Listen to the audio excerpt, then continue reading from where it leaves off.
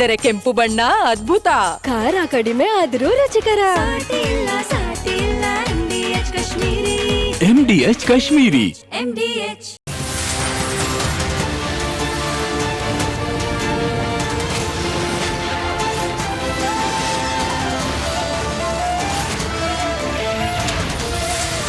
ನೀವು ನೋಡ್ತಾ ಇದ್ದೀರಾ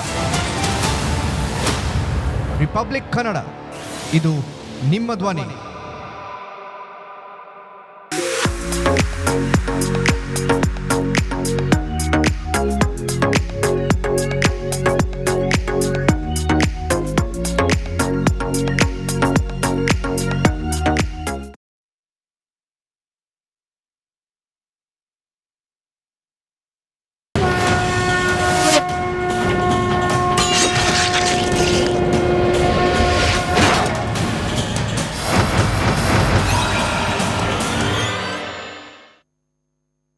ಯಾವುದೇ ಕಾಂಪ್ರಮೈಸ್ ಇಲ್ಲದೆ ರಿಪಬ್ಲಿಕ್ ಕನ್ನಡ 100% ನ್ಯೂಸ್ ಕೊಡುತ್ತೆ. ಇದೇ ರೀತಿ ಓರಿಯೆಂಟ್ ಬೆಲ್ ಟೈಲ್ಸ್ ಕೂಡ 100ಕ್ಕೆ 100ರಷ್ಟು ಬಲಿಷ್ಠವಾಗಿವೆ. ನವ ಭಾರತಕ್ಕಾಗಿ ಹೊಸ ಆಯ್ಕೆ ಮುಖ್ಯ. ಇದೀಗ ಈ ಕ್ಷಣದ ಹೆಡ್ಲೈನ್ಸ್. ಹೈಕೋರ್ಟ್ನಲ್ಲಿ ಬಯಲಾಯಿತು ಬುರ್ಡೆ ಗ್ಯಾಂಗ್ ಬಣ್ಣ. ಧರ್ಮಸ್ಥಳ ವಿರುದ್ಧ ನಡೆದ ಷಡ್ಯಂತ್ರ ಒಪ್ಪಿಕೊಂಡ ಸರ್ಕಾರ. ರಿಪಬ್ಲಿಕ್ ಕನ್ನಡ ತನಿಖಾ ವರದಿಗೆ ಅತಿ ದೊಡ್ಡ ಜಯ.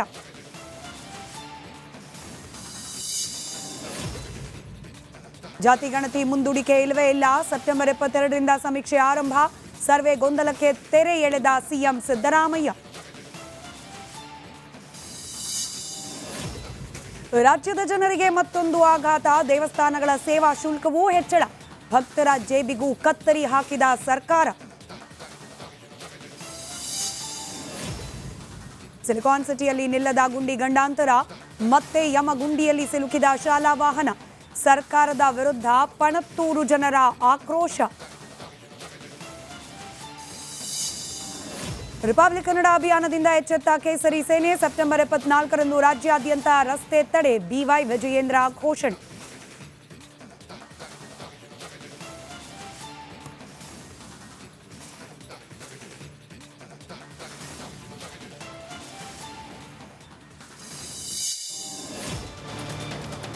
ಮಹಾಭಾರತ ಚರ್ಚಾ ಕಾರ್ಯಕ್ರಮಕ್ಕೆ ಸ್ವಾಗತ. ನಾನು ಸ್ಮಿತಾ ರಂಗನಾಥ್.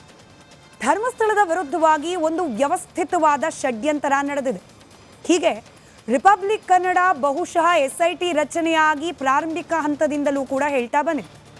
ಆದರೆ ಯಾವಾಗ ರಿಪಬ್ಲಿಕ್ ಕನ್ನಡದ ವರದಿಗಳಲ್ಲಿ ಷಡ್ಯಂತ್ರ ಅನ್ನೋ ಪದ ಬಳಕೆ ಆಗ್ಲಿಕ್ಕೆ ಪ್ರಾರಂಭ ಆಯಿತು, ಆ ದಿನದಿಂದಲೂ ಕೂಡ ಈ ಪದದ ಬಳಕೆಗೆ ವಿರೋಧ ಇದೆ. ಬುರ್ಡೆ ಗ್ಯಾಂಗ್ ಅನ್ನೋಂಗಿಲ್ಲ, ಷಡ್ಯಂತ್ರ ಅನ್ನೋ ಹಾಗಿಲ್ಲ, ಇದ್ರ ಹಿಂದೆ ಮಾಸ್ಟರ್ ಮೈಂಡ್ಗಳಿದ್ದಾರೆ ಅನ್ನೋ ಹಾಗಿಲ್ಲ, ಫಾರಿನ್ ಫಂಡ್ ಇದೆ ಅಂತ ಹೇಳೋ ಹಾಗಿಲ್ಲ. ನೀವೆಲ್ಲರೂ ಕೂಡ ಅತ್ಯಾಚಾರಿಗಳ ಪರ, ನೀವೆಲ್ಲರೂ ಕೂಡ ಅನ್ಯಾಯಕ್ಕೆ ಒಳಗಾದ ಹೆಣ್ಣು ಮಕ್ಕಳ ವಿರುದ್ಧವಾಗಿ ನಿಂತಿರುವವರು. ಸೌಜನ್ಯ ಸೇರಿದಂತೆ ಅನೇಕ ಹೆಣ್ಣು ಮಕ್ಕಳ ಅತ್ಯಾಚಾರ ಆಗಿದೆ, ಕೊಲೆ ಆಗಿದೆ, ಅವರಿಗೆ ನ್ಯಾಯ ಸಿಗಬಾರ್ದು ಅನ್ನೋರ ಪರವಾಗಿರುವವರು ನೀವು. ಪೇಯ್ಡ್ ಮೀಡಿಯಾ, ಹೀಗೆ ಒಂದು ಗುಂಪು ಬಹಳ ಕರ್ಕಶವಾದ ಪದಗಳನ್ನು ಬಳಸಿ ಟೀಕೆ ಮಾಡ್ತಲೇ ಬಂದಿದೆ. ಇದು ಕೇವಲ ರಿಪಬ್ಲಿಕ್ ಕನ್ನಡಕ್ಕೆ ಸೀಮಿತವಾಗಿಲ್ಲ. ಈ ರೀತಿಯ ಟೀಕೆ ಟಿಪ್ಪಣಿ ಯಾರೆಲ್ಲ ಧರ್ಮಸ್ಥಳದ ಪರವಾಗಿ ಮಾತನಾಡ್ತಾ ಇದ್ರು, ಅದು ರಾಜಕಾರಣಿಗಳಾದರೂ ಆಯಿತು, ಹೋರಾಟಗಾರರಾದರೂ ಆಯಿತು, ಪತ್ರಕರ್ತರಾದರೂ ಆಯಿತು, ಸಾಮಾನ್ಯ ಜನರೇ ಆದರೂ ಆಯಿತು, ಯಾರೆಲ್ಲ ಧರ್ಮಸ್ಥಳದ ಪರವಾಗಿ ಮಾತನಾಡಲಿಕ್ಕೆ ಪ್ರಾರಂಭ ಮಾಡಿದ್ರು ಎಲ್ಲರನ್ನ ಕೂಡ ಪರ್ಸನಲ್ ಟಾರ್ಗೆಟ್ ಮಾಡಿ ವಾಚಾಮಗೋಚರವಾಗಿ ಬೈಯೋದೇ ಖಯಾಲಿ ಆಗೋಗಿತ್ತು. ಷಡ್ಯಂತ್ರ ಅಂತ ಹೇಳಲಿಕ್ಕೆ ನೀವ್ಯಾರು? ನಿಮ್ಮ ಹತ್ರ ಸಾಕ್ಷ್ಯ ಏನಿದೆ? SIT ಹೇಳಿದೆಯಾ? ಸರ್ಕಾರ ಹೇಳಿದ್ದಾರಾ? ಯಾರಾದರೂ ಸಾಕ್ಷ್ಯಗಳು ಬಂದು ಹೇಳಿದ್ದಾರಾ? ಈ ಬುರ್ಡೆ ತಂದಿದ್ದ ಚಿನ್ನಯ್ಯ ಹೇಳ್ತಿರೋದು ಕಟ್ಟುಕತೆ ಹೆಂಗೆ ಹೇಳಿದ್ರಿ? ಹೀಗೆ ಸಾಲು ಸಾಲು ಪ್ರಶ್ನೆಗಳನ್ನು ನಿರಂತರವಾಗಿ ಕೇಳ್ತಲೇ ಬಂದಿದ್ರು ಸೋ ಕಾಲ್ಡ್ ಹೋರಾಟಗಾರರು, ಹಾಗೆ ಅವರ ಪಟಾಲಂ. ಆದರೆ ಈಗ ನಿನ್ನೆ ನಡೆದ ಒಂದು ಮಹತ್ವದ ಘಟನೆ.